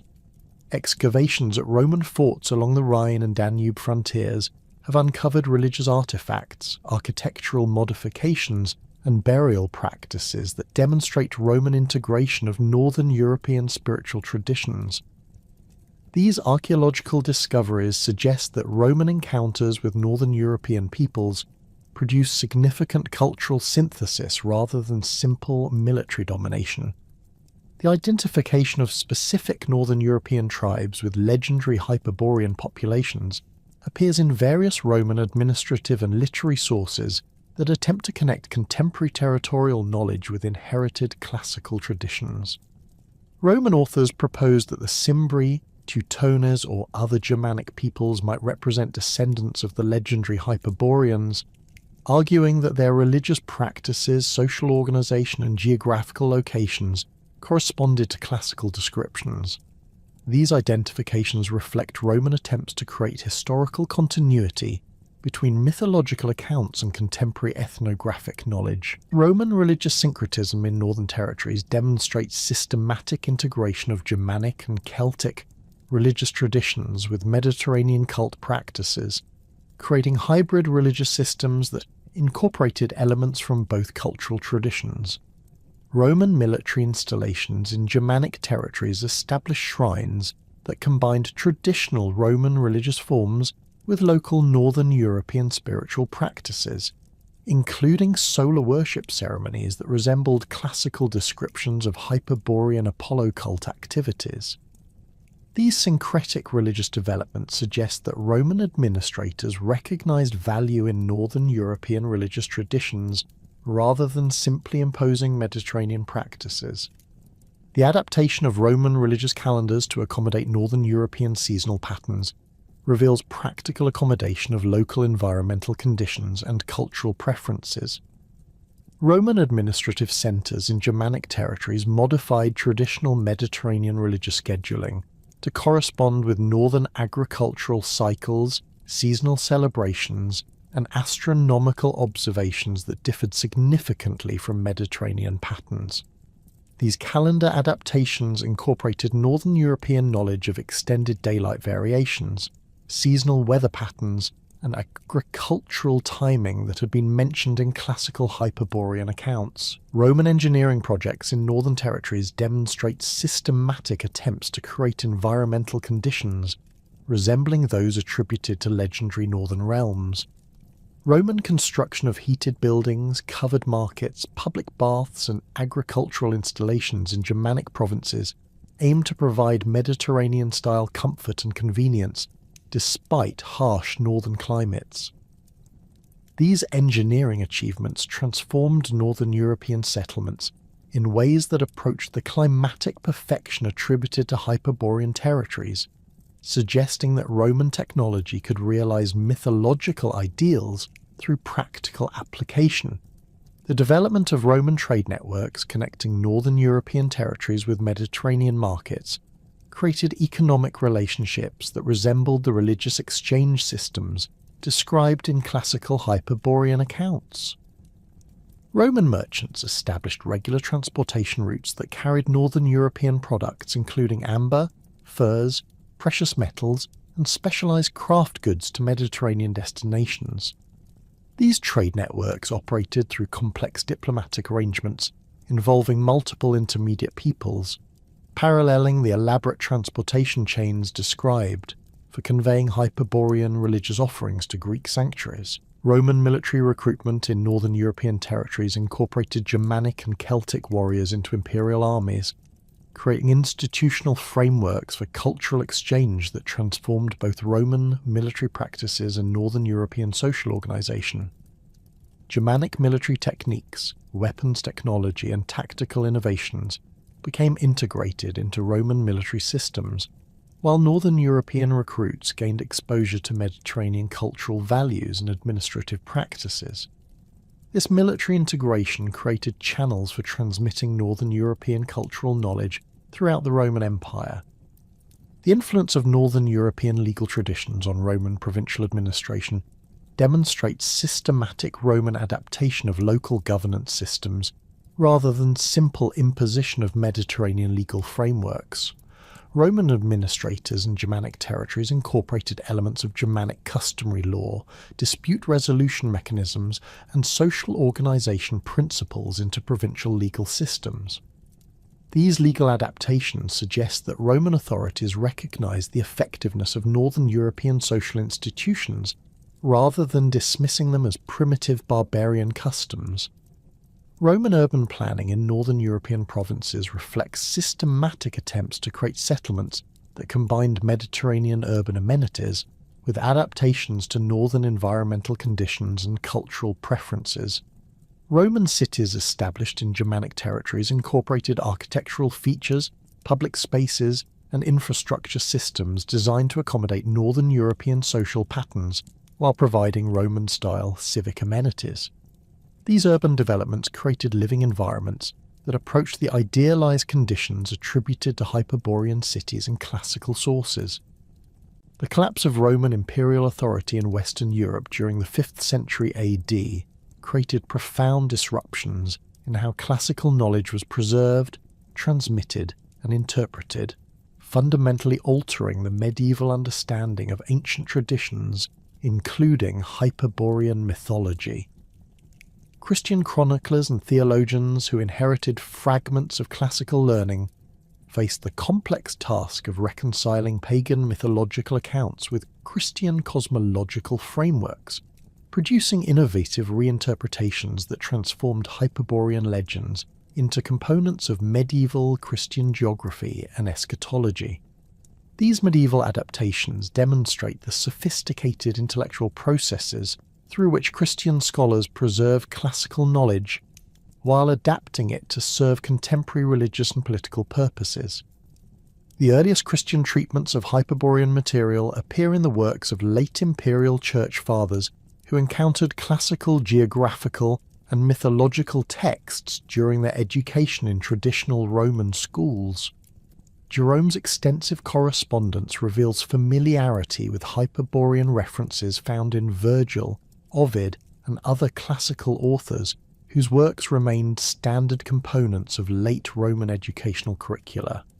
However, Jerome approaches these mythological accounts with systematic skepticism, arguing that pagan poets had created fictional territories to glorify false gods and mislead believers away from Christian truth. His commentary on classical texts consistently reinterprets mythological geography as allegory, suggesting that legendary realms like Hyperborea represented spiritual rather than physical territories.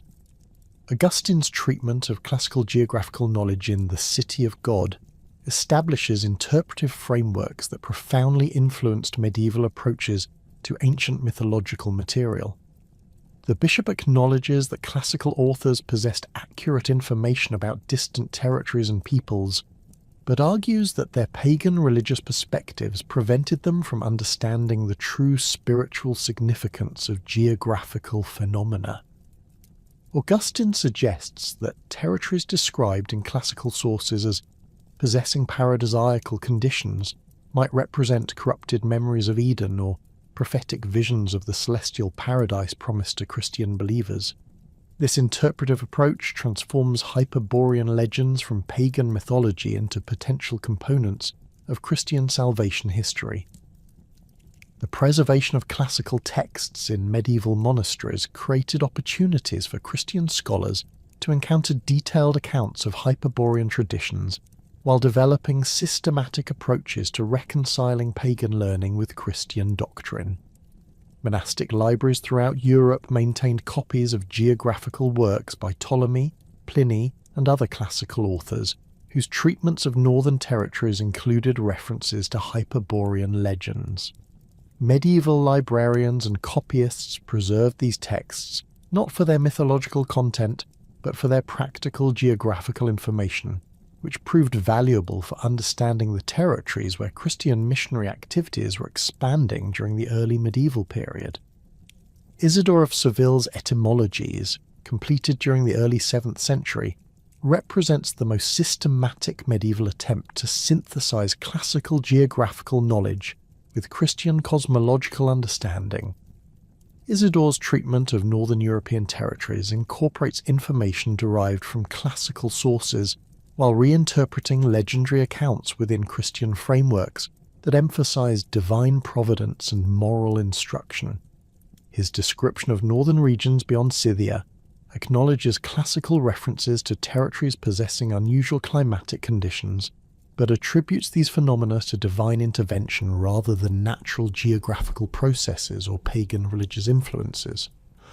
The bishop's geographical methodology demonstrates sophisticated techniques for extracting useful information from pagan sources while avoiding their problematic religious implications.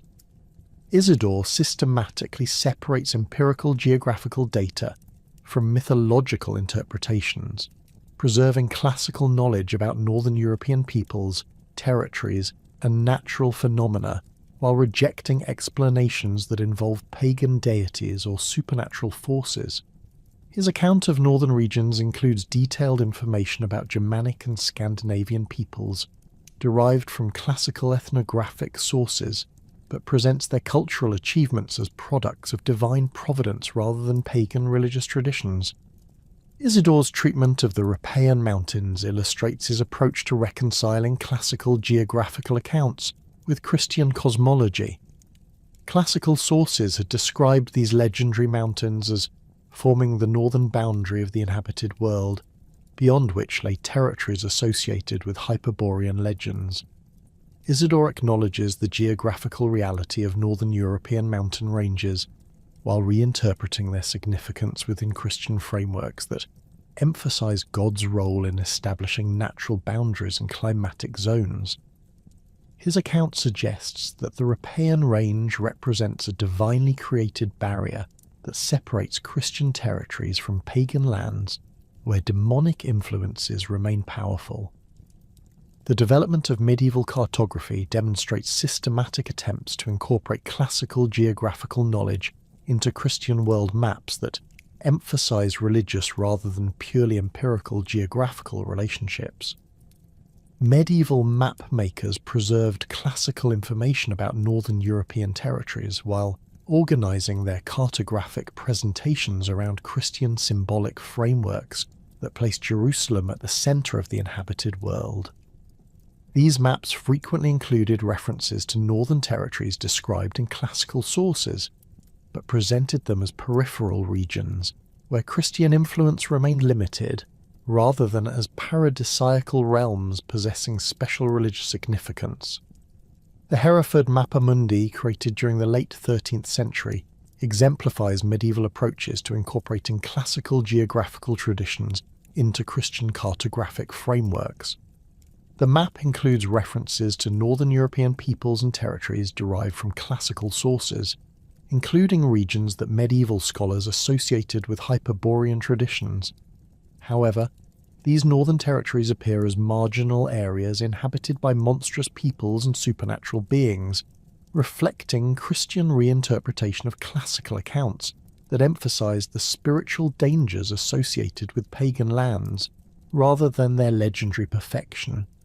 Medieval chroniclers who documented the conversion of northern European peoples to Christianity frequently incorporated elements derived from classical Hyperborean traditions into their accounts of missionary activities and political transformations.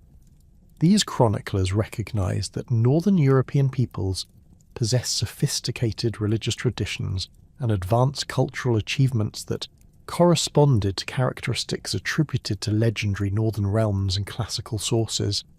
However, they interpreted these achievements as evidence of divine preparation for Christian conversion rather than as validation of pagan religious practices. Adam of Bremen's History of the Archbishops of Hamburg-Bremen, completed during the 11th century, provides detailed accounts of Scandinavian peoples and territories that explicitly connect contemporary observations with classical traditions about northern realms. Adam describes Scandinavian religious practices, social organization, and cultural achievements that closely parallel classical accounts of Hyperborean society, including sophisticated astronomical knowledge, elaborate musical traditions, and peaceful governance systems. However, he presents these characteristics as evidence of divine favor that prepared Scandinavian peoples for Christian conversion rather than as products of pagan religious excellence. The chronicler's description of Scandinavian religious practices reveals systematic attempts to identify Christian elements within pagan traditions while documenting the process of religious transformation. Adam notes that Scandinavian peoples maintained elaborate solar worship ceremonies that resembled classical descriptions of Hyperborean Apollo cult activities, but argues that these practices represented corrupted memories of original divine revelation rather than independent pagan achievements. His account suggests that Christian missionaries could build upon existing Scandinavian religious traditions while redirecting them toward proper Christian understanding. Adam's geographical descriptions of Scandinavian territories emphasize their abundant natural resources, favourable agricultural conditions, and strategic locations that made them valuable additions to the expanding Christian world. His account includes detailed information about Scandinavian forests, mineral deposits, maritime resources, and trade networks that corresponded to classical descriptions of northern territorial wealth. However, he attributes Scandinavian prosperity to divine providence rather than to the supernatural forces that classical sources associated with Hyperborean abundance. The preservation and transmission of classical texts through medieval manuscript traditions created complex processes of selection, interpretation, and adaptation that significantly influenced how Hyperborean material reached later medieval audiences. Byzantine scholars maintained more complete collections of classical geographical and mythological texts than their Western European counterparts, preserving detailed accounts of Hyperborean traditions that might otherwise have disappeared entirely. However, Byzantine copying practices frequently involved editorial modifications that adapted classical content to contemporary Christian sensibilities. Byzantine geographical compilations demonstrate systematic efforts to preserve classical knowledge while adapting it to serve contemporary political and religious purposes.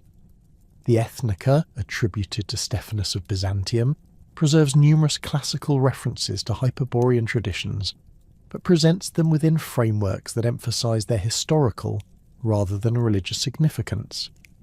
Byzantine editors frequently added commentary that explained classical mythological references in terms of historical allegory, suggesting that ancient poets had used fictional accounts to preserve memories of actual historical events and geographical realities. The transmission of classical texts through Islamic scholarly networks created additional opportunities for preserving and reinterpreting Hyperborean material during the medieval period.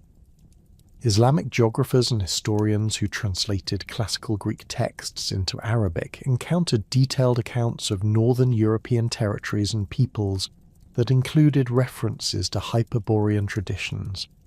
However, Islamic scholars approached this material with interpretive frameworks that differed significantly from both classical pagan and medieval Christian perspectives, creating unique adaptations that emphasized empirical geographical knowledge over mythological or religious interpretations.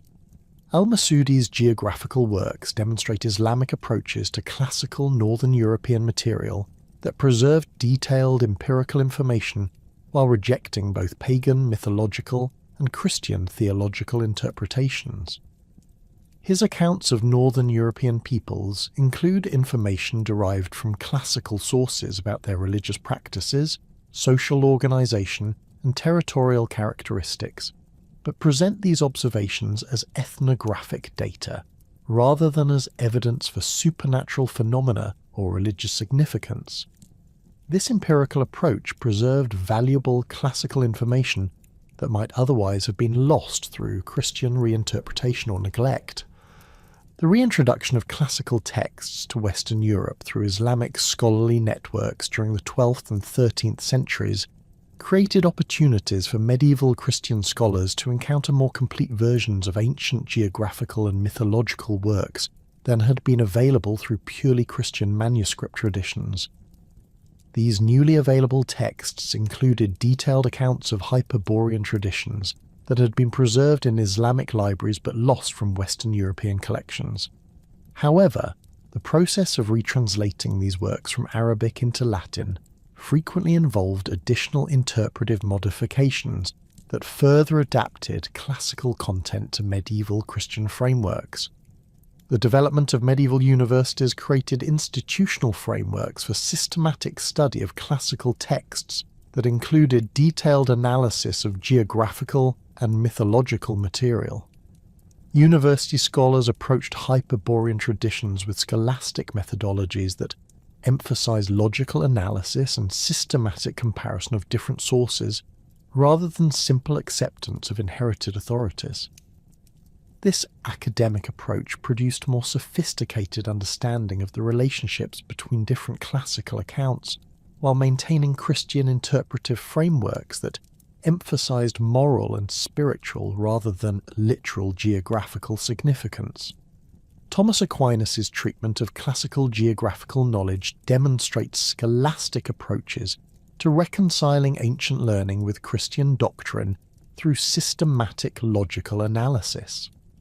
Aquinas acknowledges that classical authors possessed accurate empirical knowledge about distant territories and peoples, but argues that their pagan religious perspectives prevented them from understanding the true spiritual significance of geographical phenomena. His analysis suggests that territories described in classical sources as possessing paradisiacal conditions might represent natural geographical anomalies created by divine providence, rather than supernatural realms governed by pagan deities. Medieval bestiaries and geographical compilations frequently incorporated references to northern territories derived from classical Hyperborean traditions, but presented them within Christian symbolic frameworks that emphasized moral instruction rather than empirical geographical knowledge. These works described northern regions as inhabited by monstrous peoples and supernatural beings that represented spiritual dangers facing Christian travelers and missionaries. The transformation of classical Hyperborean paradise into medieval northern wasteland demonstrates the profound reinterpretation of inherited geographical traditions within Christian cosmological frameworks. The development of medieval pilgrimage literature created new contexts for understanding distant territories that influenced how scholars interpreted classical accounts of legendary northern realms. Medieval pilgrimage accounts emphasized the spiritual significance of geographical travel while documenting the practical challenges faced by Christian travelers in unfamiliar territories. These accounts frequently referenced classical geographical knowledge while reinterpreting it within Christian frameworks that emphasize divine providence and spiritual instruction rather than empirical geographical accuracy. Medieval chronicles documenting the Crusades and other Christian military expeditions incorporated classical geographical knowledge about northern and eastern territories while adapting it to serve contemporary political and religious purposes. Crusade chroniclers frequently referenced classical accounts of distant peoples and territories to provide historical context for contemporary military campaigns, but presented this information within Christian frameworks that emphasized the spiritual significance of territorial conquest and religious conversion. The emergence of medieval vernacular literature created new opportunities for adapting classical Hyperborean traditions to serve contemporary cultural and political purposes. Medieval Romance literature frequently incorporated elements derived from classical accounts of northern paradisiacal realms, but transformed them into Christian allegorical frameworks that emphasize spiritual rather than geographical significance. These literary adaptations demonstrate the continued cultural influence of classical Hyperborean traditions, while illustrating their transformation within medieval Christian contexts. Medieval Arthurian literature reveals systematic incorporation of elements derived from classical Hyperborean traditions into Christian chivalric frameworks that emphasize moral instruction and spiritual development. Medieval Romance authors created northern territories possessing characteristics reminiscent of classical Hyperborean descriptions, including perpetual spring, abundant natural resources, and inhabitants possessing supernatural abilities. However, these literary territories served as settings for Christian moral instruction rather than as geographical realities or pagan religious centres. The development of medieval historical writing created systematic approaches to evaluating classical accounts of distant territories and peoples that influenced how scholars interpreted Hyperborean traditions. Medieval historians developed methodological frameworks for distinguishing between reliable historical information and fictional or allegorical material in classical sources. These analytical approaches enabled more sophisticated understanding of the relationships between mythological accounts and historical realities, while maintaining Christian interpretive frameworks that emphasize spiritual rather than literal significance. Medieval missionary accounts from northern European territories provided contemporary observational data that could be compared with classical descriptions of northern peoples and their cultural characteristics. Christian missionaries working among Scandinavian, Germanic, and Slavic populations documented religious practices, social organization, and cultural achievements that corresponded to elements found in classical Hyperborean accounts. However, missionaries interpreted these observations as evidence of divine preparation for Christian conversion, rather than as validation of pagan religious traditions or classical mythological accounts. The intellectual revolution that swept through 15th and 16th century Europe fundamentally transformed how scholars approached classical antiquity, creating unprecedented opportunities for rediscovering and reinterpreting ancient texts that had remained largely inaccessible during the medieval period.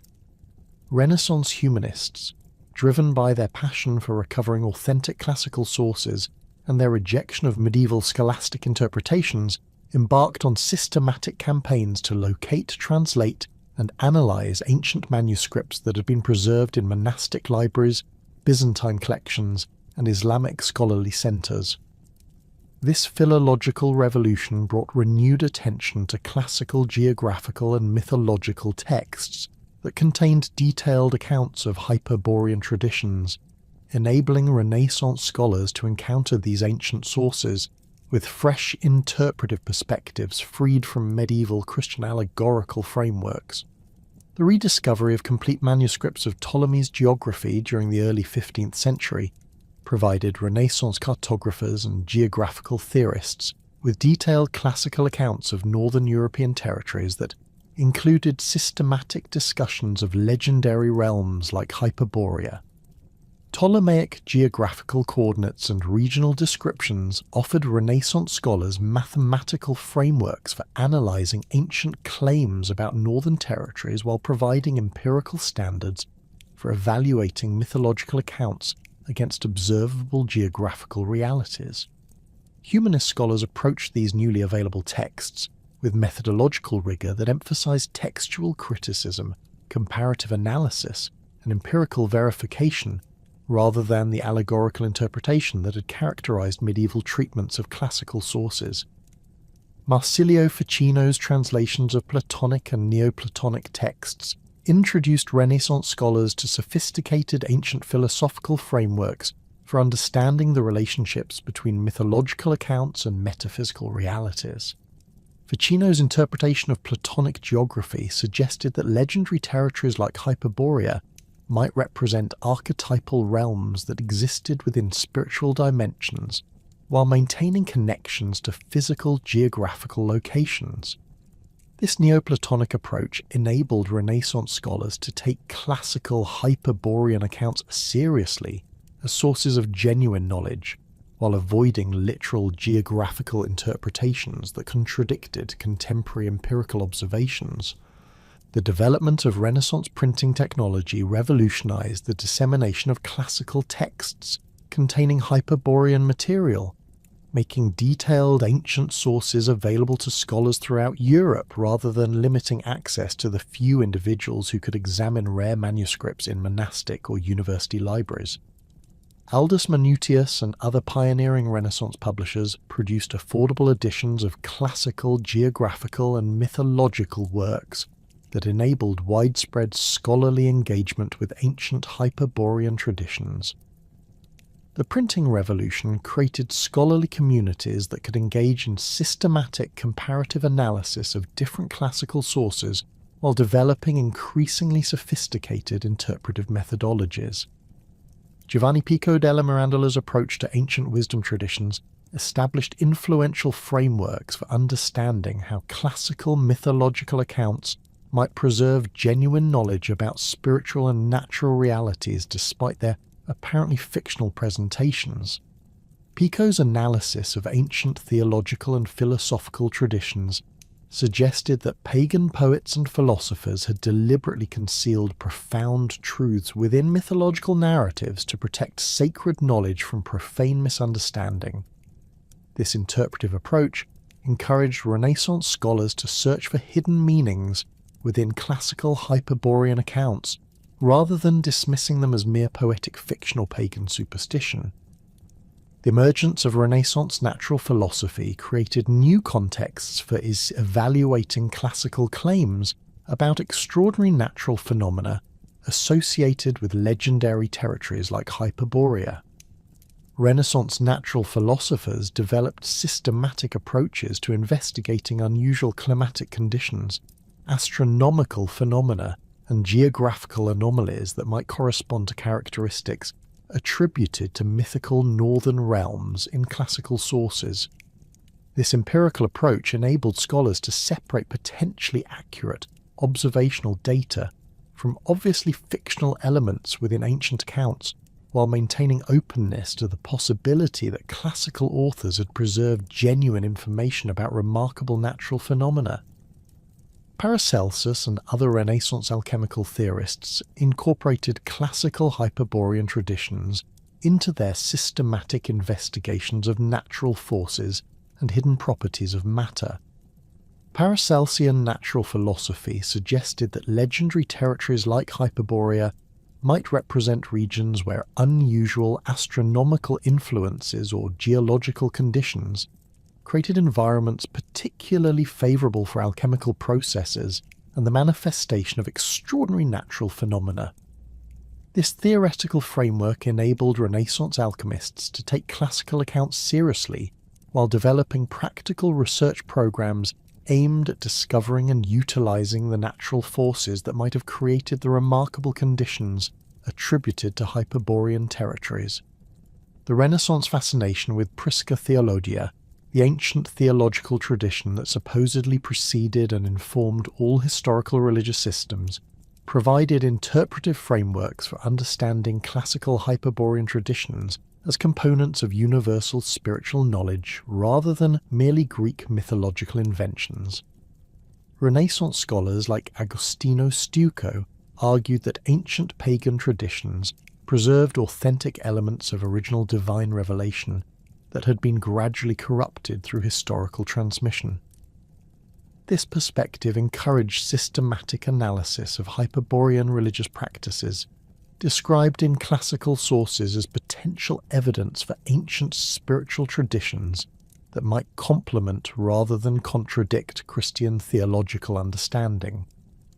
Renaissance cartographic projects undertaken by scholars like Sebastian Munster and Gerardus Mercator demonstrated systematic attempts to reconcile classical geographical accounts with contemporary empirical knowledge gained through exploration and improved astronomical observation. These cartographers incorporated classical references to northern territories while adapting them to accommodate new geographical discoveries and more accurate understanding of global spatial relationships. Renaissance maps frequently included territories derived from classical sources like Hyperborea, but positioned them within empirically grounded geographical frameworks that reflected contemporary knowledge of northern European regions. The influence of classical Hyperborean traditions on Renaissance exploration narratives becomes particularly evident in accounts of northern voyages that explicitly referenced ancient sources while describing contemporary discoveries. Renaissance explorers and their chroniclers frequently compared newly encountered territories with classical descriptions of legendary northern realms, seeking to identify modern geographical locations that might correspond to ancient accounts. These comparative analyses influenced how Renaissance Europeans interpreted their encounters with northern peoples and territories, while providing frameworks for understanding the relationship between classical learning and contemporary empirical observation. Martin Frobisher's expeditions to the Arctic regions during the 1570s generated detailed accounts that explicitly referenced classical traditions about northern territories while documenting contemporary observations of Arctic conditions and indigenous populations. Frobisher's chroniclers compared the extreme daylight variations observed in Arctic regions with classical descriptions of northern territories where astronomical phenomena differed dramatically from Mediterranean patterns. These comparisons suggested that classical authors might have possessed accurate information about Arctic conditions, despite their apparently mythological presentations of northern territories. The accounts of Frobisher's encounters with Inuit populations included systematic comparisons between indigenous Arctic cultures and classical descriptions of northern peoples found in Hyperborean traditions. Renaissance chroniclers noted that Arctic indigenous peoples possessed sophisticated knowledge of astronomical phenomena, maintained elaborate oral traditions about their territorial history, and demonstrated remarkable adaptation to harsh environmental conditions that enabled them to thrive in regions that would challenge Mediterranean populations. These observations encouraged speculation that classical Hyperborean accounts might have preserved accurate ethnographic information about actual northern peoples despite their legendary presentations. Renaissance natural philosophers like John Dee incorporated classical Hyperborean traditions into their systematic investigations of mathematical and astronomical principles that governed natural phenomena.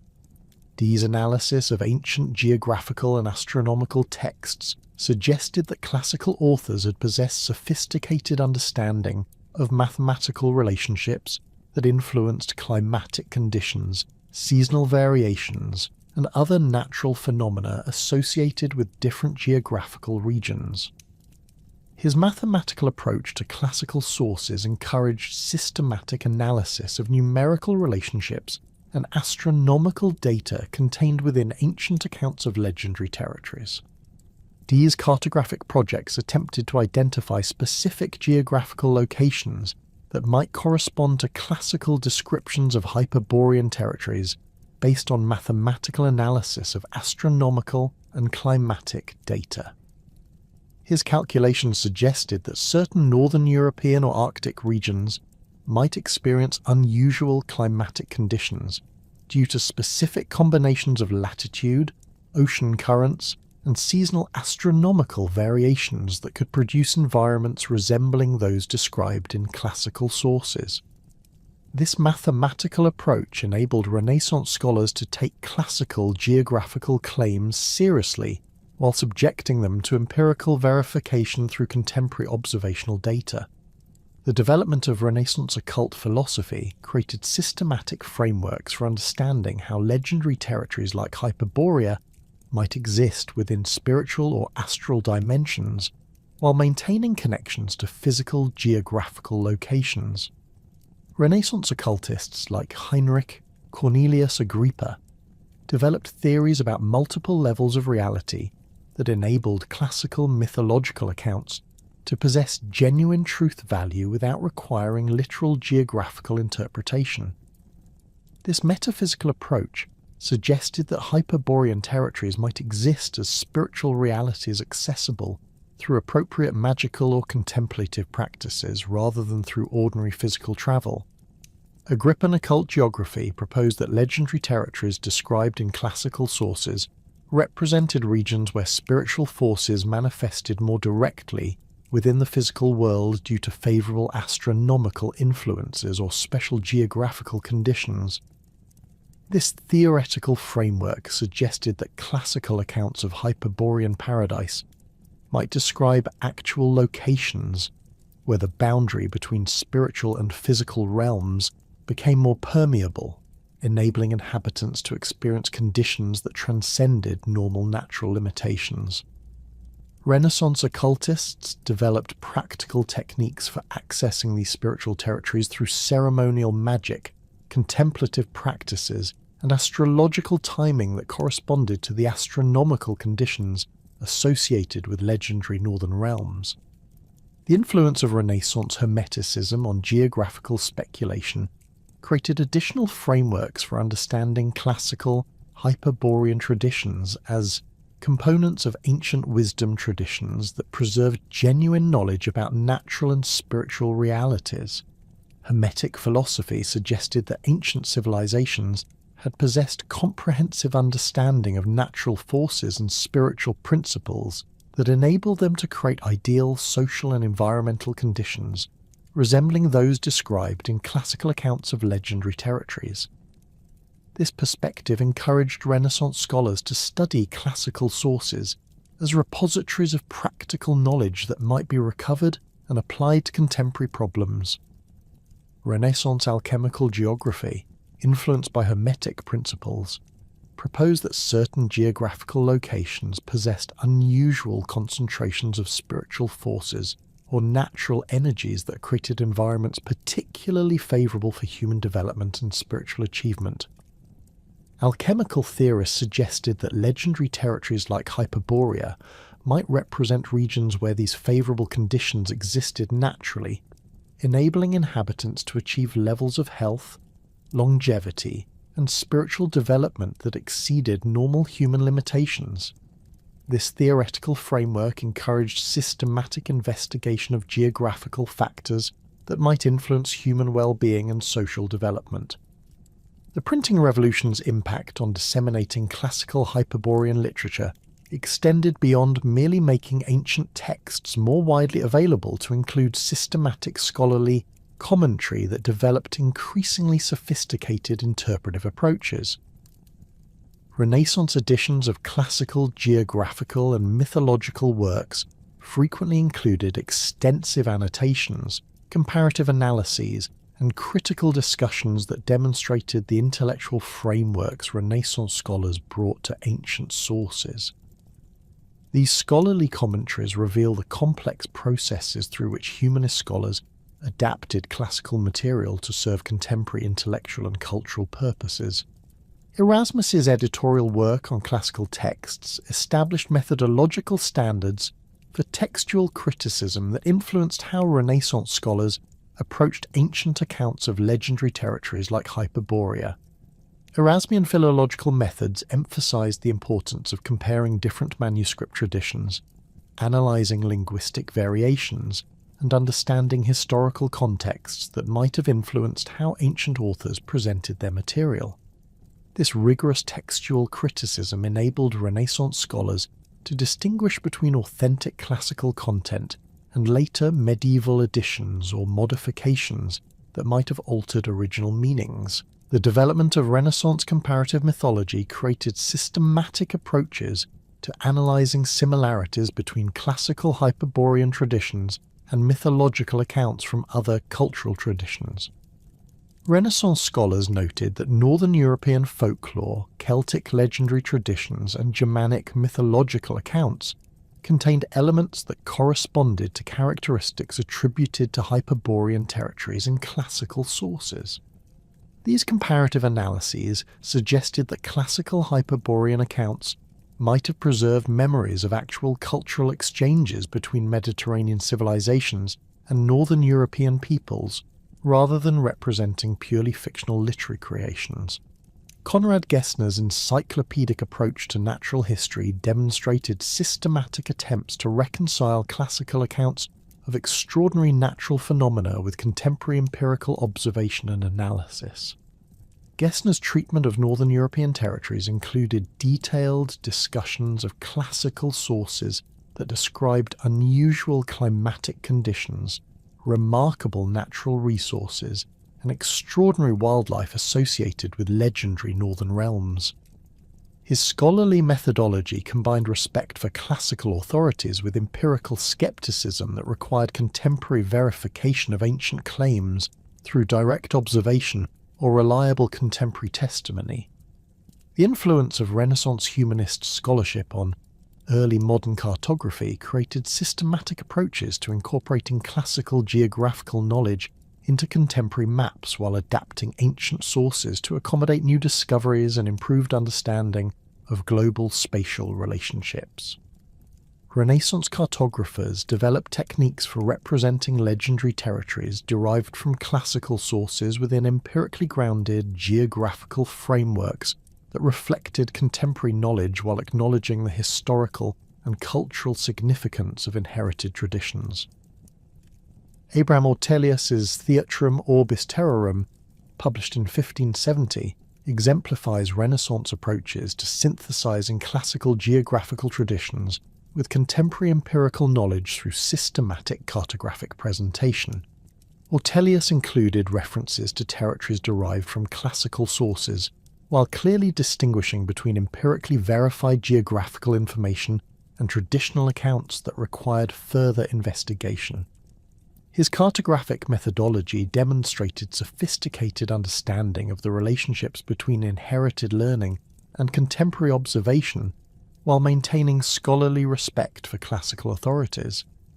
The development of Renaissance geographical literature created new genres that combined classical learning with contemporary exploration accounts, producing synthetic treatments that analyze the relationships between ancient sources and modern discoveries. These geographical compilations frequently included systematic discussions of classical Hyperborean traditions, while evaluating their potential correspondence to contemporary knowledge of Northern European and Arctic regions. Renaissance geographical authors developed analytical frameworks that enabled them to extract potentially valuable information from classical sources while avoiding uncritical acceptance of obviously fictional elements. Richard Hakluyt's compilation of exploration accounts demonstrates systematic attempts to connect contemporary northern voyages with classical traditions about northern territories, while maintaining empirical standards that distinguish between verified observations and speculative interpretations. Hakluyt's editorial approach preserved classical references to legendary northern realms, while emphasizing the importance of contemporary empirical verification through direct exploration and systematic observation.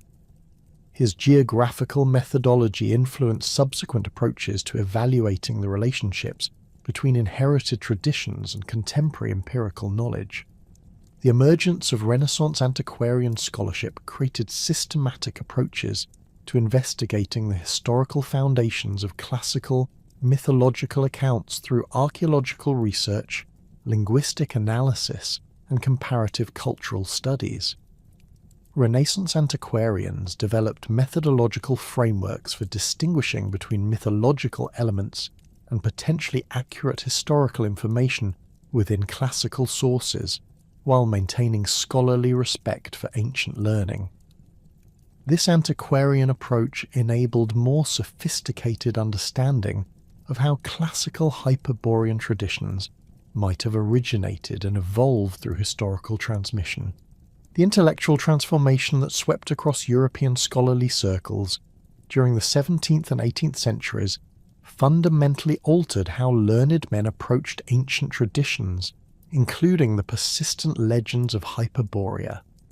Enlightenment scholars, armed with new methodological tools derived from empirical science and comparative analysis, subjected classical sources to unprecedented scrutiny, while developing systematic frameworks for distinguishing between historical kernels and mythological embellishments within inherited traditions. This rational revolution created the first truly critical examinations of Hyperborean material, producing scholarly debates that would establish the foundation for modern approaches to ancient mythology and historical geography. Francis Bacon's revolutionary approach to natural philosophy established methodological principles that profoundly influenced how Enlightenment scholars analysed classical accounts of extraordinary phenomena.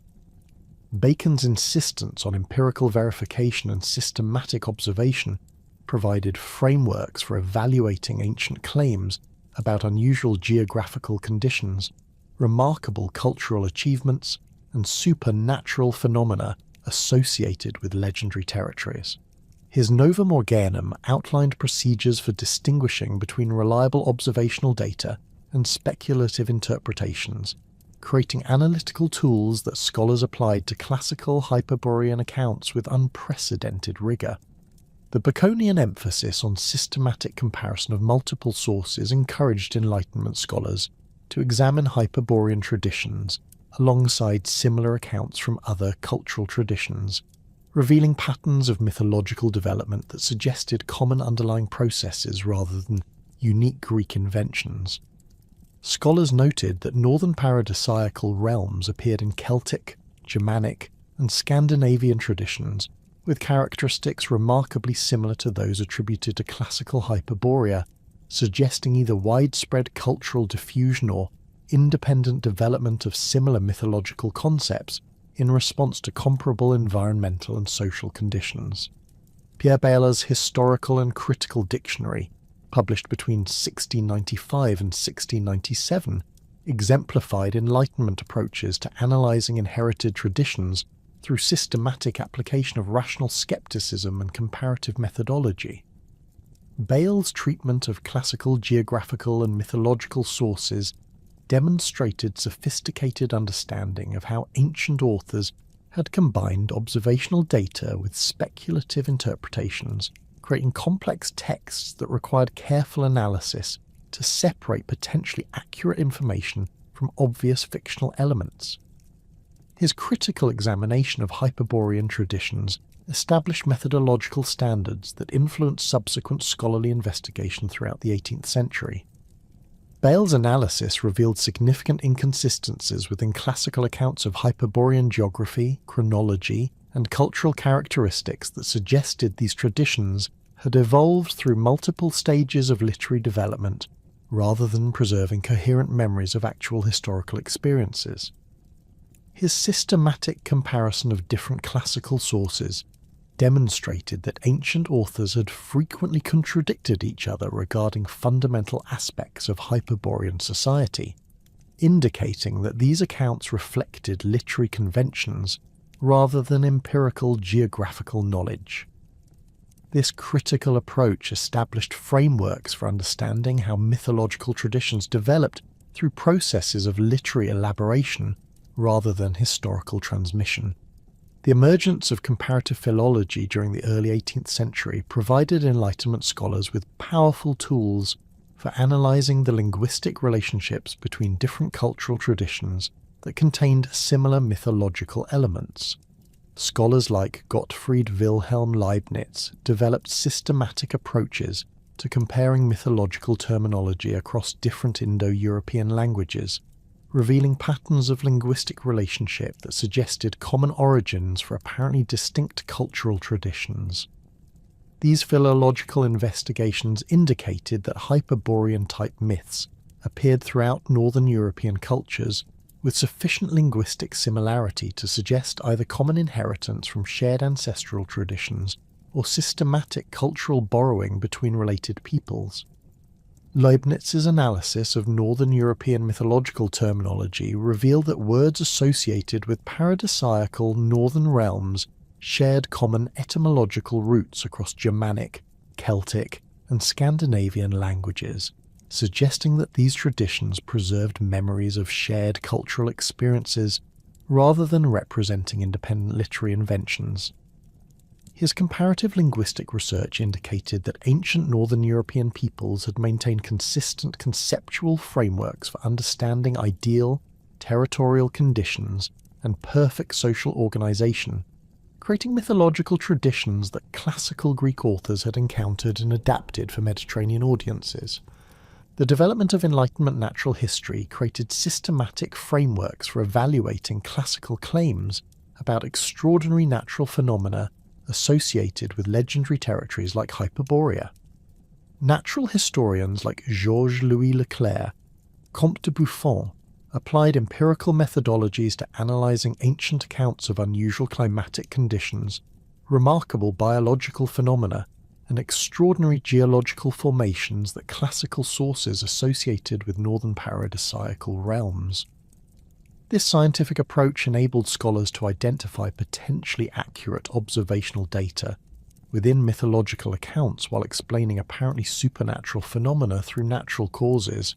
Buffon's systematic analysis of Northern European climatic patterns revealed that specific geographical locations could indeed experience unusually temperate conditions despite their high latitudes due to oceanic influences, geothermal activity, or favourable topographical arrangements that moderated harsh weather systems.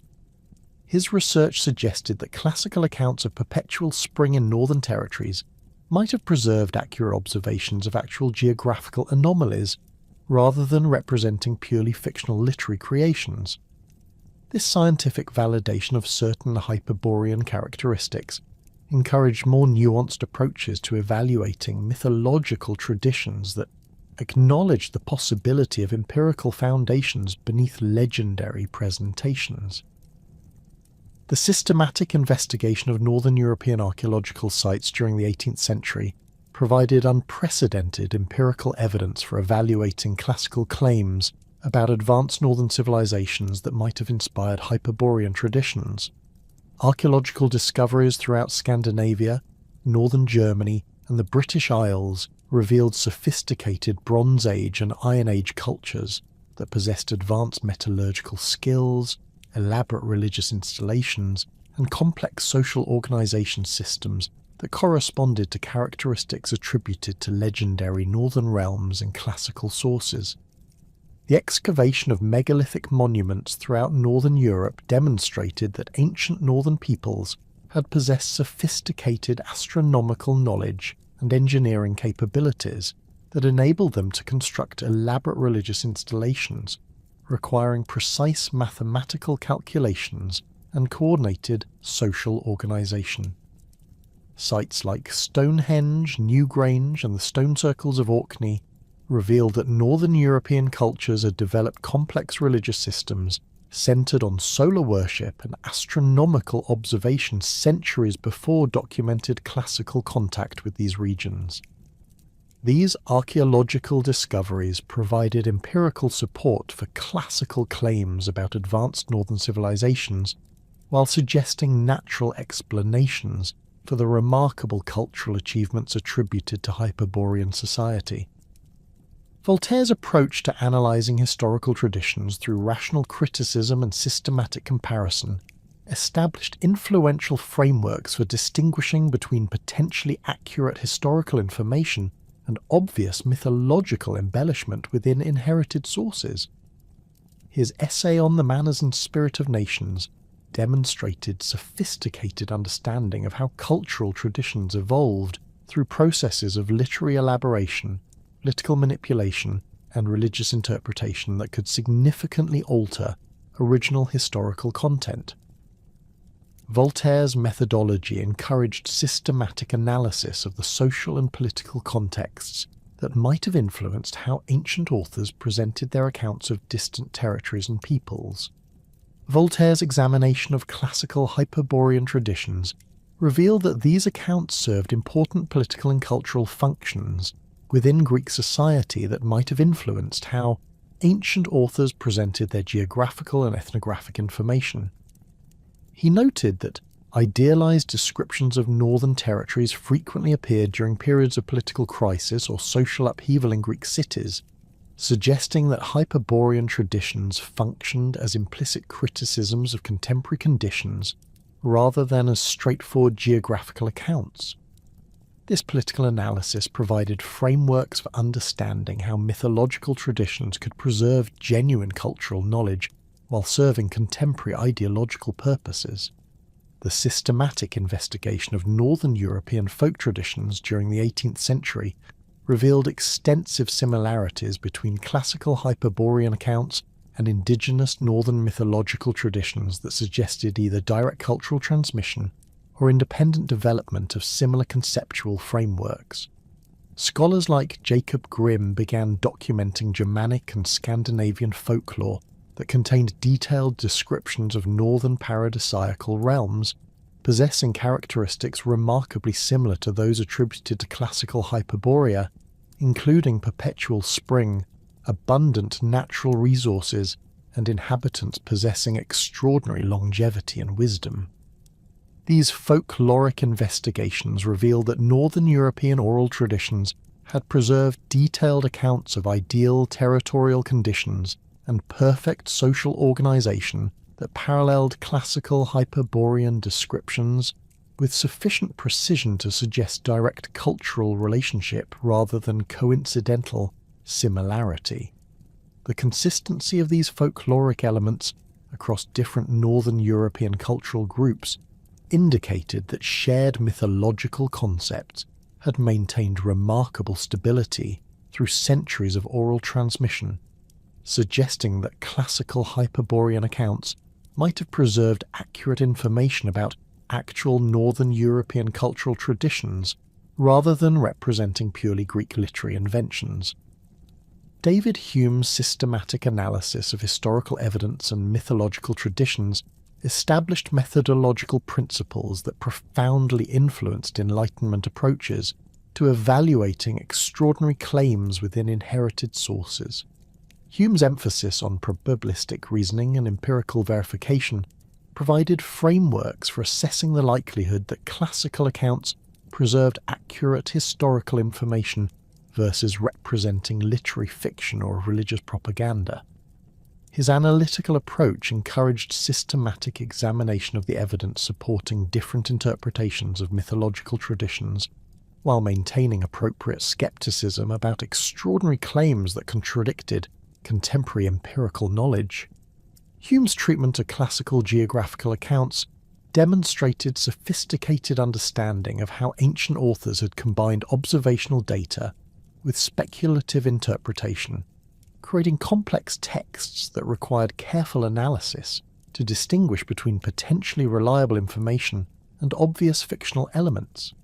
His examination of Hyperborean traditions revealed that these accounts contained internal inconsistencies and logical problems that suggested literary rather than empirical origins, while acknowledging that certain elements might preserve accurate observations about actual Northern European conditions or cultural practices. The development of Enlightenment ethnographic methodology created systematic approaches to comparing different cultural traditions that enabled scholars to identify patterns of mythological development and cultural transmission across different societies.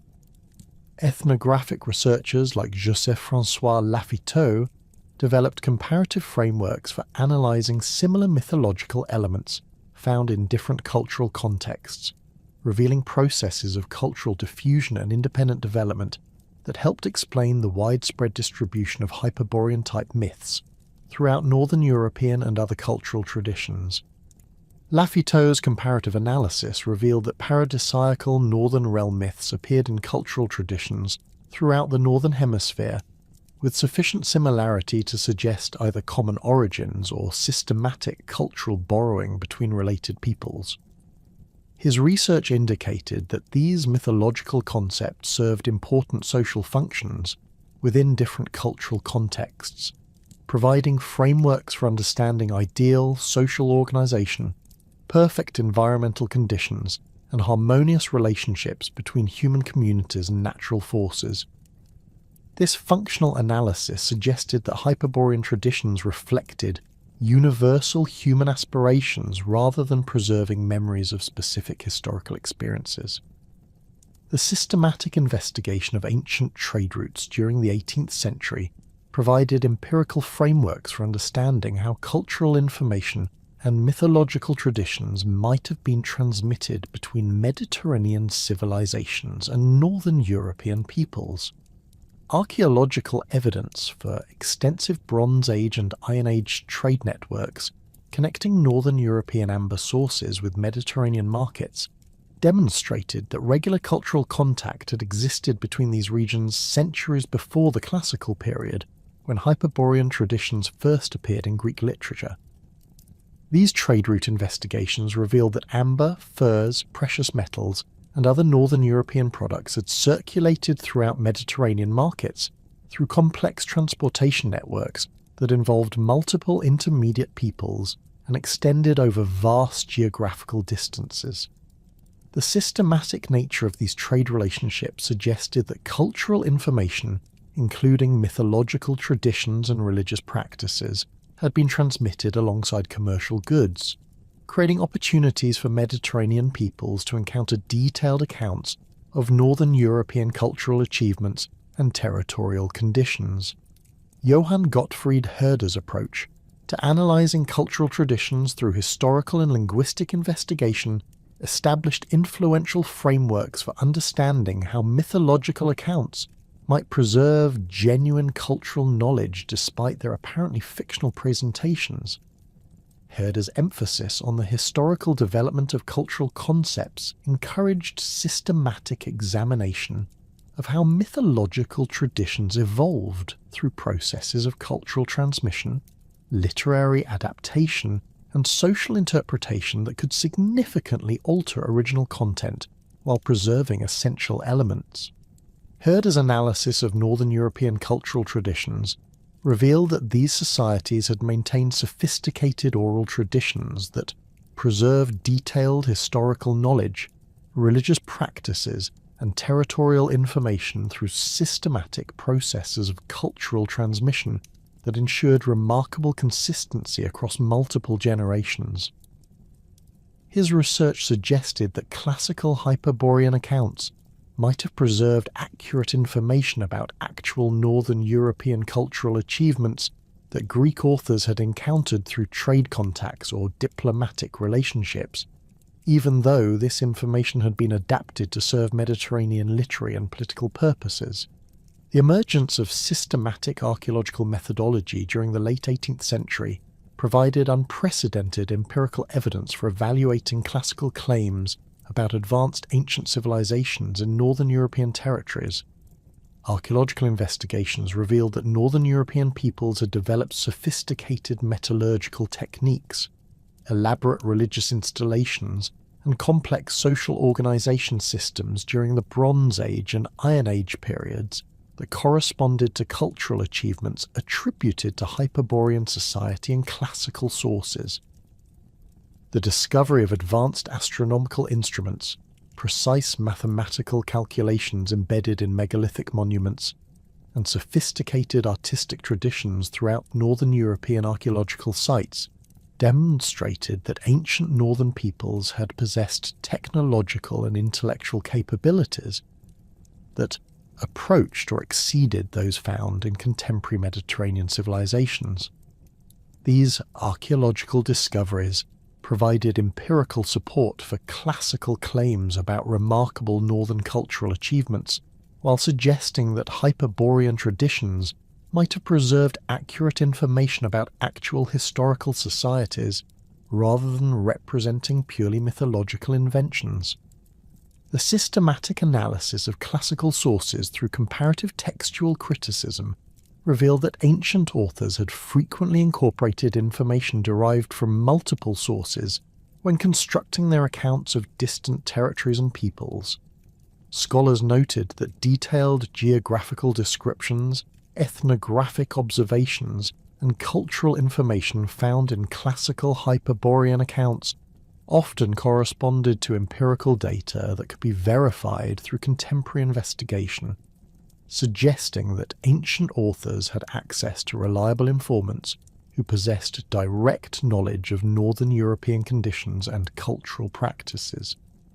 This textual analysis indicated that classical Hyperborean traditions represented complex syntheses of observational data, cultural interpretation, and literary elaboration rather than simple fictional inventions or pure mythological speculation. The presence of verifiable empirical information within these accounts suggested that ancient Mediterranean peoples had maintained more extensive knowledge of Northern European territories and peoples than previous scholars had recognized, creating possibilities for recovering genuine historical information through careful analysis of mythological sources. The development of Enlightenment theories about cultural diffusion and historical development provided systematic frameworks for understanding how advanced civilizations might have emerged in Northern European territories and subsequently influenced Mediterranean cultural development.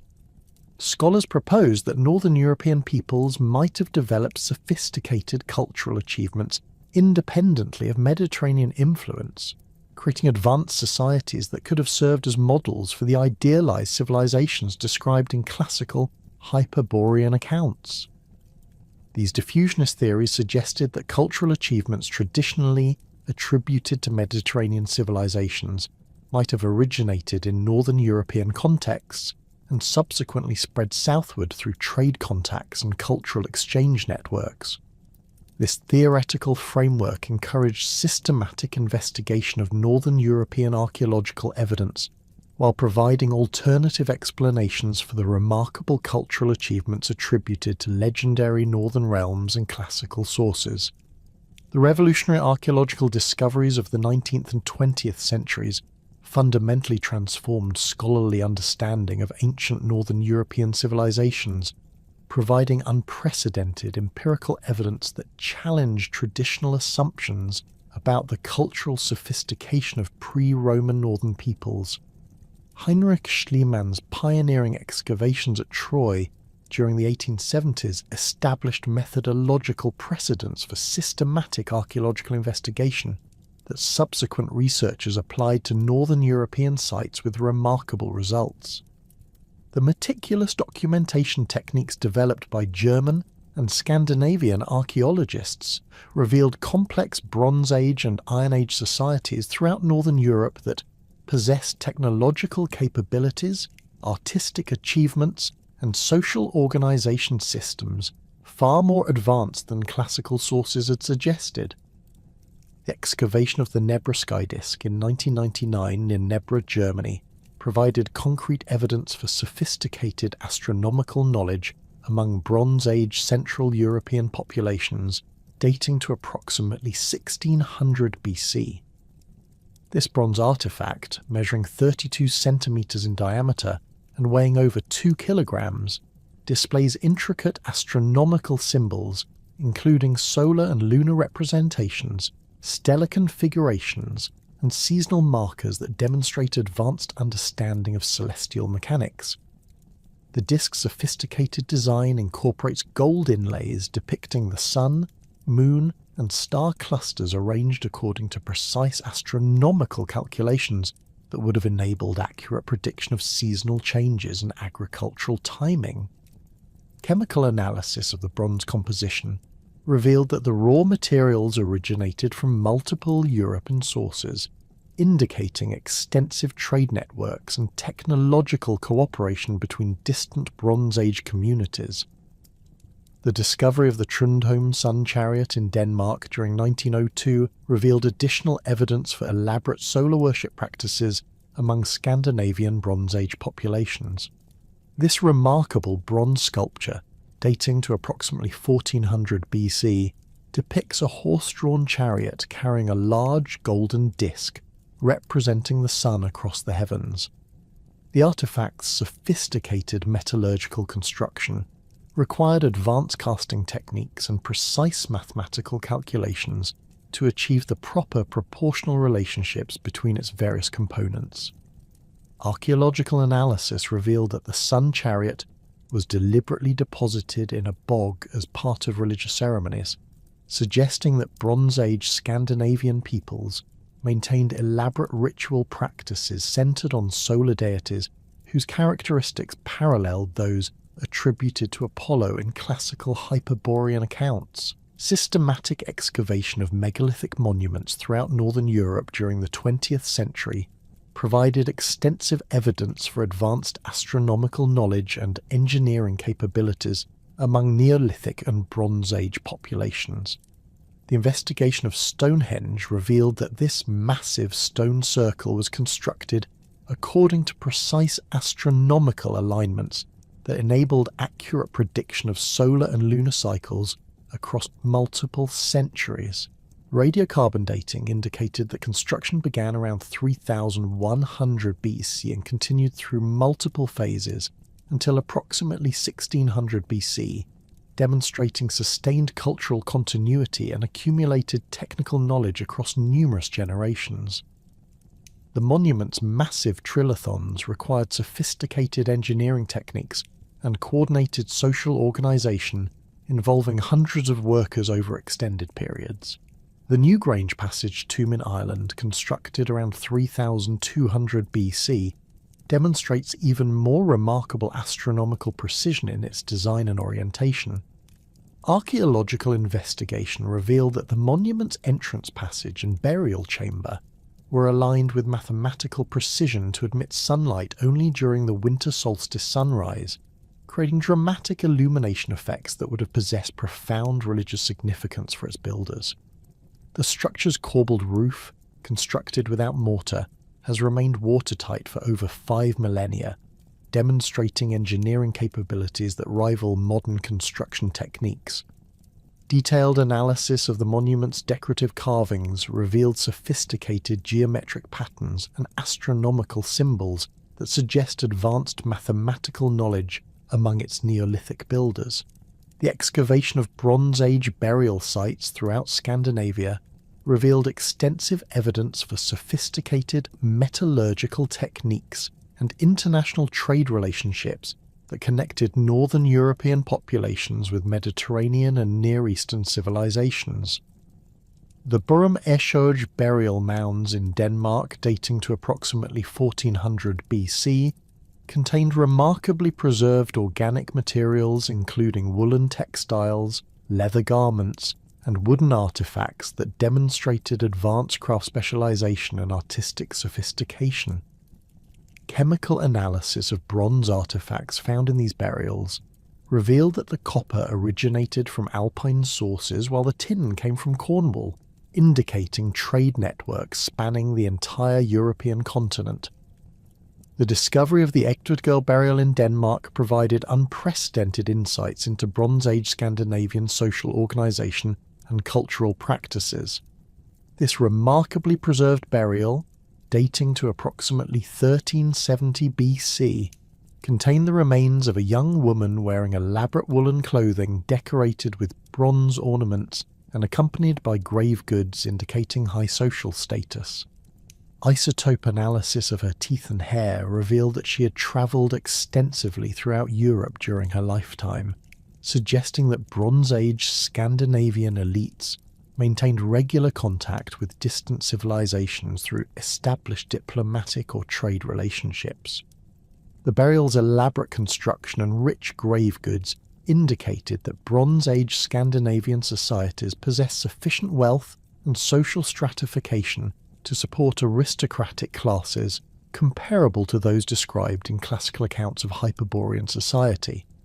Archaeological investigation of Iron Age Scandinavian religious sites revealed extensive evidence for elaborate ceremonial complexes that possess characteristics remarkably similar to those attributed to Hyperborean religious practices in classical sources.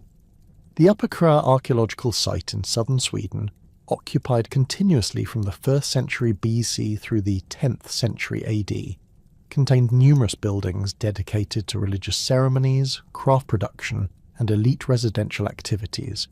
Excavations revealed extensive deposits of sacrificial offerings, including weapons, jewellery, and agricultural products that demonstrated the site's importance as a regional religious centre.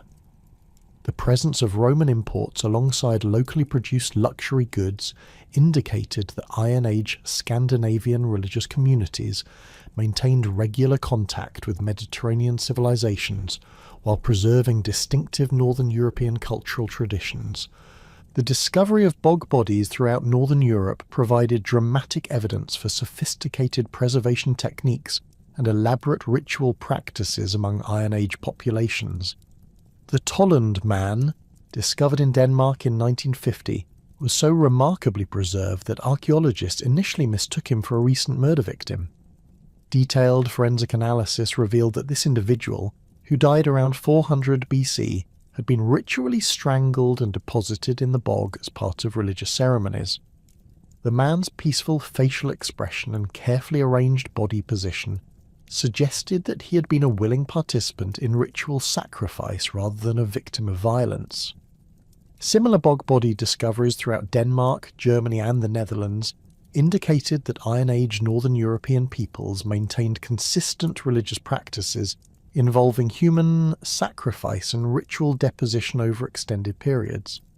The systematic investigation of Germanic and Celtic hill forts revealed sophisticated defensive installations and urban planning that demonstrated advanced military engineering and social organisation among Iron Age Northern European populations. The Hüneberg Hill Fort in southwestern Germany, occupied during the 6th and 7th centuries BC contained elaborate fortification systems constructed using Mediterranean architectural techniques alongside traditional Northern European building methods. Archaeological evidence revealed that the site's inhabitants maintained regular trade contact with Greek colonies while developing distinctive local cultural traditions that combined Mediterranean influences with indigenous Northern European elements. Comparative mythology studies initiated during the late 19th century by scholars like Max Müller revealed systematic patterns of mythological development across Indo-European cultures that suggested common origins for apparently distinct legendary traditions. Müller's analysis of solar mythology demonstrated that Northern European cultures possessed elaborate mythological systems centered on solar deities whose characteristics closely paralleled those attributed to Apollo in classical Hyperborean accounts. Germanic, Celtic, and Scandinavian mythological traditions consistently described northern paradisiacal realms where solar deities resided during winter months, creating mythological frameworks remarkably similar to classical descriptions of Apollo's Hyperborean sojourn. The linguistic analysis of Indo-European mythological terminology revealed extensive shared vocabulary relating to northern paradisiacal realms across different cultural traditions. Comparative philological research demonstrated that Germanic, Celtic, Slavic, and Baltic languages preserved common roots for words describing ideal territorial conditions, perfect social organization, and divine connections with northern regions. These linguistic similarities suggested either common inheritance from shared ancestral traditions or systematic cultural borrowing between related peoples over extended periods. The consistency of these mythological concepts across different Indo-European cultures indicated that Northern European peoples had maintained remarkably stable cultural traditions that preserved detailed knowledge about ideal social and environmental conditions. The systematic documentation of Northern European folk traditions during the 19th and 20th centuries revealed extensive oral literature that preserved detailed accounts of northern paradisiacal realms possessing characteristics virtually identical to those attributed to classical Hyperborea. The Brothers Grimm's collection of Germanic folk tales included numerous stories describing northern territories where perpetual spring prevailed, inhabitants enjoyed extraordinary longevity, and social harmony eliminated conflict and suffering.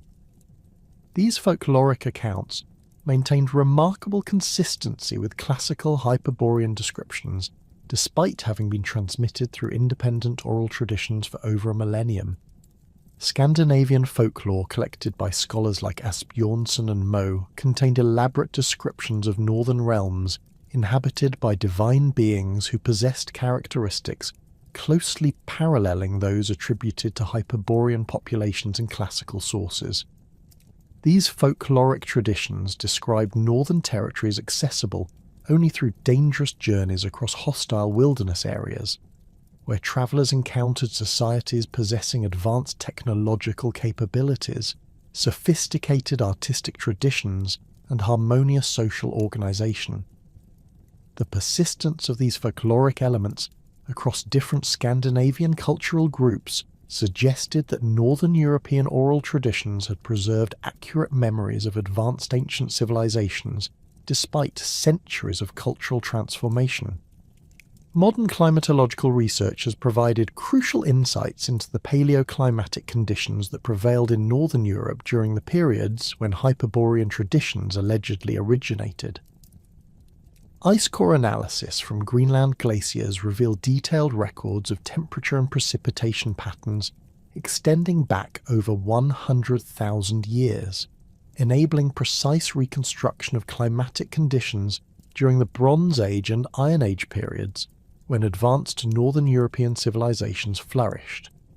These paleoclimatic data indicated that Northern Europe experienced significantly warmer and more stable climatic conditions between approximately 2000 BC and 500 BC than those that prevail during subsequent historical periods. The medieval warm period, documented through multiple paleoclimatic indicators, including tree ring analysis, ice core data, and sedimentary deposits, demonstrated that northern European regions experienced unusually temperate conditions between approximately 900 and 1300 AD. During this period, agricultural settlements extended significantly further north than their modern limits, while Greenland supported substantial Norse colonies that maintained regular contact with European markets. Archaeological evidence from these Norse settlements revealed sophisticated agricultural techniques and architectural adaptations that enabled comfortable living conditions despite the challenging Arctic environment. Paleobotanical research conducted throughout northern European bog deposits and lake sediments provided detailed evidence for vegetation patterns that prevailed during ancient periods when advanced northern civilizations flourished. Pollen analysis revealed that extensive deciduous forests dominated northern European landscapes during the Bronze Age and early Iron Age, creating environmental conditions significantly more favourable for human settlement than those that characterised later historical periods.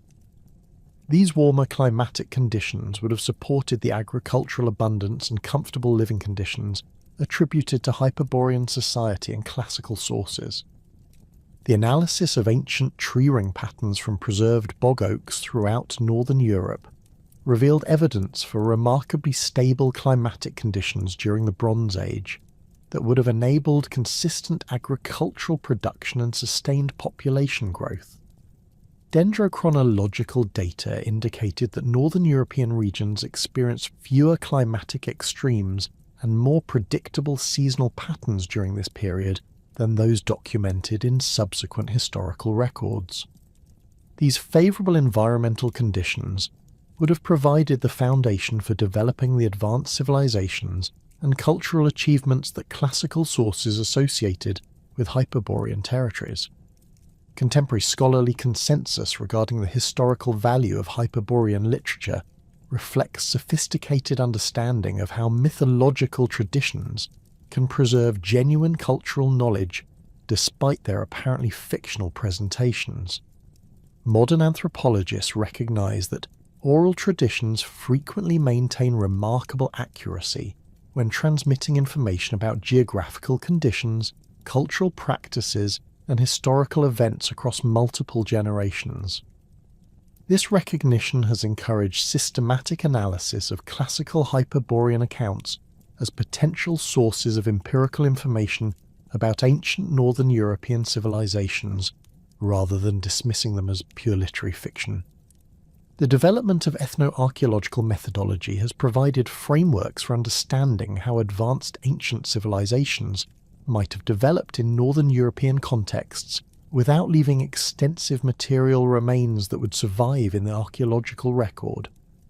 Ethnographic studies of circumplar peoples demonstrate that sophisticated cultural achievements, including advanced astronomical knowledge, elaborate artistic traditions, and complex social organization, can flourish in northern environments without requiring the monumental architecture and extensive material culture that characterizes Mediterranean civilizations.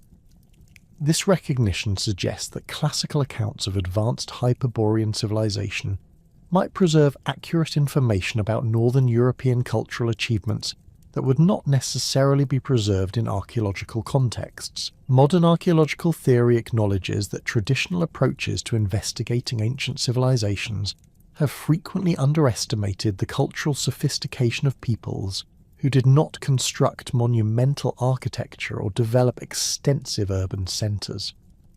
The recognition that complex societies can flourish without creating the material signatures that archaeologists traditionally associate with advanced civilization has encouraged more nuanced approaches to evaluating classical accounts of legendary territories like Hyperborea. Contemporary scholars increasingly recognize that mythological traditions may preserve accurate information about cultural achievements and social organisation systems that would not necessarily survive in the archaeological record. The systematic investigation of circumpolar archaeological sites during the 20th and 21st centuries has revealed extensive evidence for sophisticated cultural traditions throughout the Arctic regions that possess characteristics corresponding to those attributed to Hyperborean society in classical sources. Archaeological sites throughout Alaska, northern Canada, Greenland and Siberia have yielded evidence for advanced technological capabilities, elaborate artistic traditions, and complex social organisation among ancient Arctic populations. These discoveries suggest that northern circumpolar regions supported advanced civilizations that might have served as models for the idealized societies described in classical Hyperborean accounts. The Dorset and Thule cultures of the North American Arctic developed sophisticated technologies for surviving and thriving in extreme northern environments, including advanced hunting techniques, elaborate artistic traditions, and complex social organisation systems that enabled successful adaptation to challenging climatic conditions.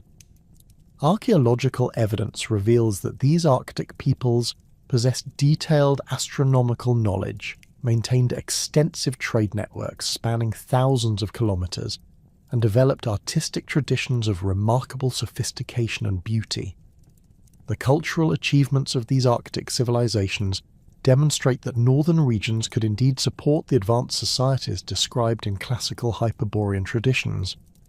Recent archaeological discoveries in Siberia have revealed evidence for advanced Bronze Age and Iron Age civilizations that possess technological capabilities and cultural achievements comparable to those attributed to Hyperborean society. The Scythian archaeological sites throughout the Siberian steppes have yielded elaborate burial complexes containing sophisticated metalwork, intricate textiles, and artistic objects demonstrating remarkable technical skill and aesthetic sophistication.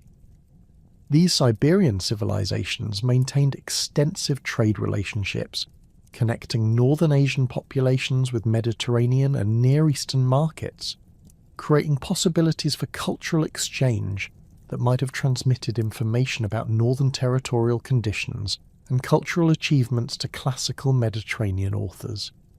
The systematic investigation of circumpolar archaeological sites during the 20th and 21st centuries has revealed extensive evidence for sophisticated cultural traditions throughout the Arctic regions that possess characteristics corresponding to those attributed to Hyperborean society in classical sources. Archaeological sites throughout Alaska, northern Canada, Greenland and Siberia have yielded evidence for advanced technological capabilities, elaborate artistic traditions, and complex social organisation among ancient Arctic populations. These discoveries suggest that northern circumpolar regions supported advanced civilizations that might have served as models for the idealized societies described in classical Hyperborean accounts.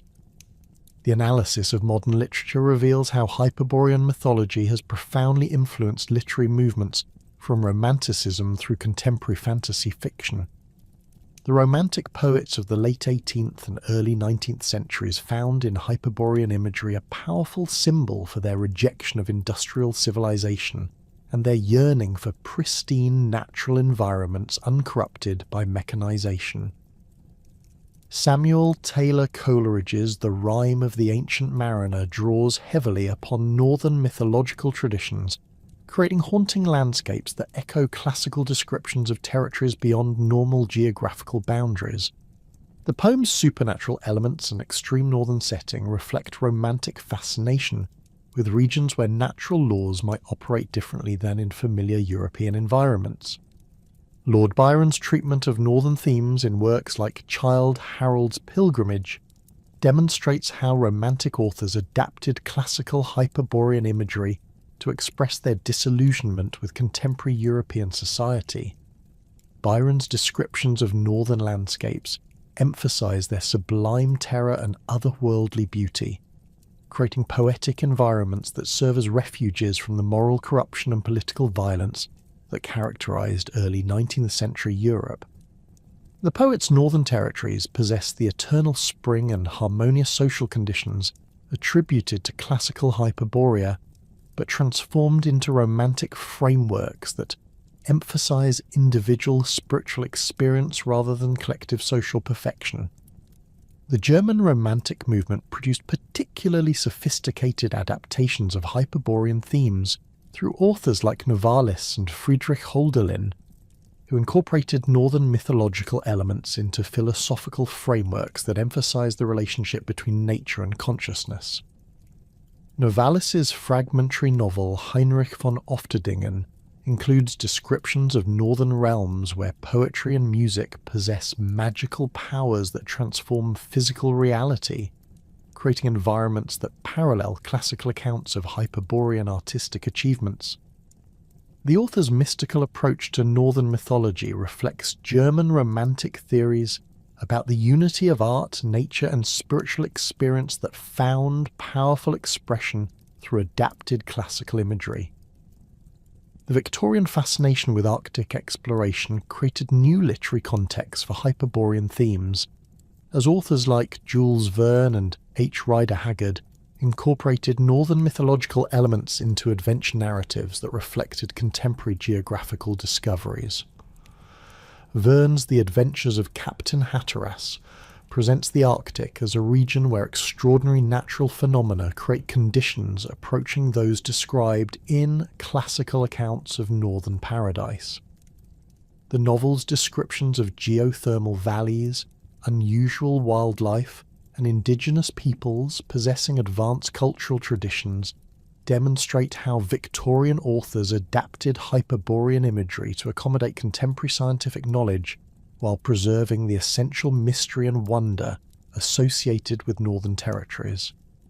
The emergence of fantasy literature during the 20th century provided new frameworks for exploring Hyperborean themes through authors who explicitly acknowledged their debt to classical sources while creating original fictional worlds that incorporated northern mythological elements. Robert E. Howard's Conan stories frequently reference Hyperborea as an ancient civilization that possessed advanced magical and technological capabilities before disappearing into legendary obscurity. Howard's Hyperborean kingdoms combine classical descriptions of northern paradise with pulp fiction elements that emphasize adventure and conflict, creating popular literary frameworks that introduced Hyperborean mythology to mass audiences throughout the English-speaking world. J.R.R. Tolkien's Middle-earth legendarium demonstrates sophisticated integration of northern European mythological traditions, including elements derived from classical Hyperborean accounts, into comprehensive fictional cosmologies that preserve the essential characteristics of ancient sources while adapting them for contemporary readers. Tolkien's Valinor possesses many characteristics attributed to classical Hyperborea, including perpetual spring, divine inhabitants, and freedom from death and suffering.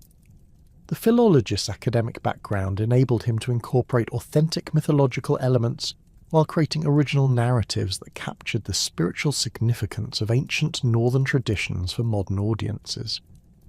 The ongoing study of Hyperborean traditions demonstrates their enduring significance as windows into ancient cultural exchange, mythological development, and the human imagination's capacity to create powerful symbols that transcend their original historical contexts.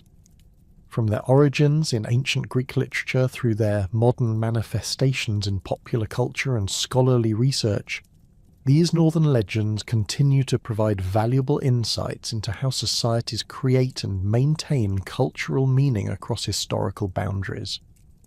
The persistence of Hyperborean imagery throughout different historical periods and cultural contexts reveals fundamental human concerns about ideal social organization, perfect environmental conditions, and harmonious relationships between human communities and divine forces.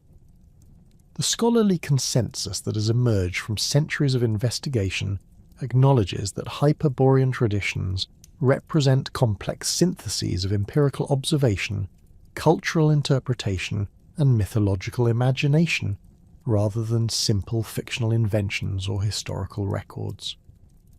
This understanding enables contemporary researchers to extract valuable information about ancient Northern European societies while recognizing the literary and cultural processes that shaped how this information was preserved and transmitted.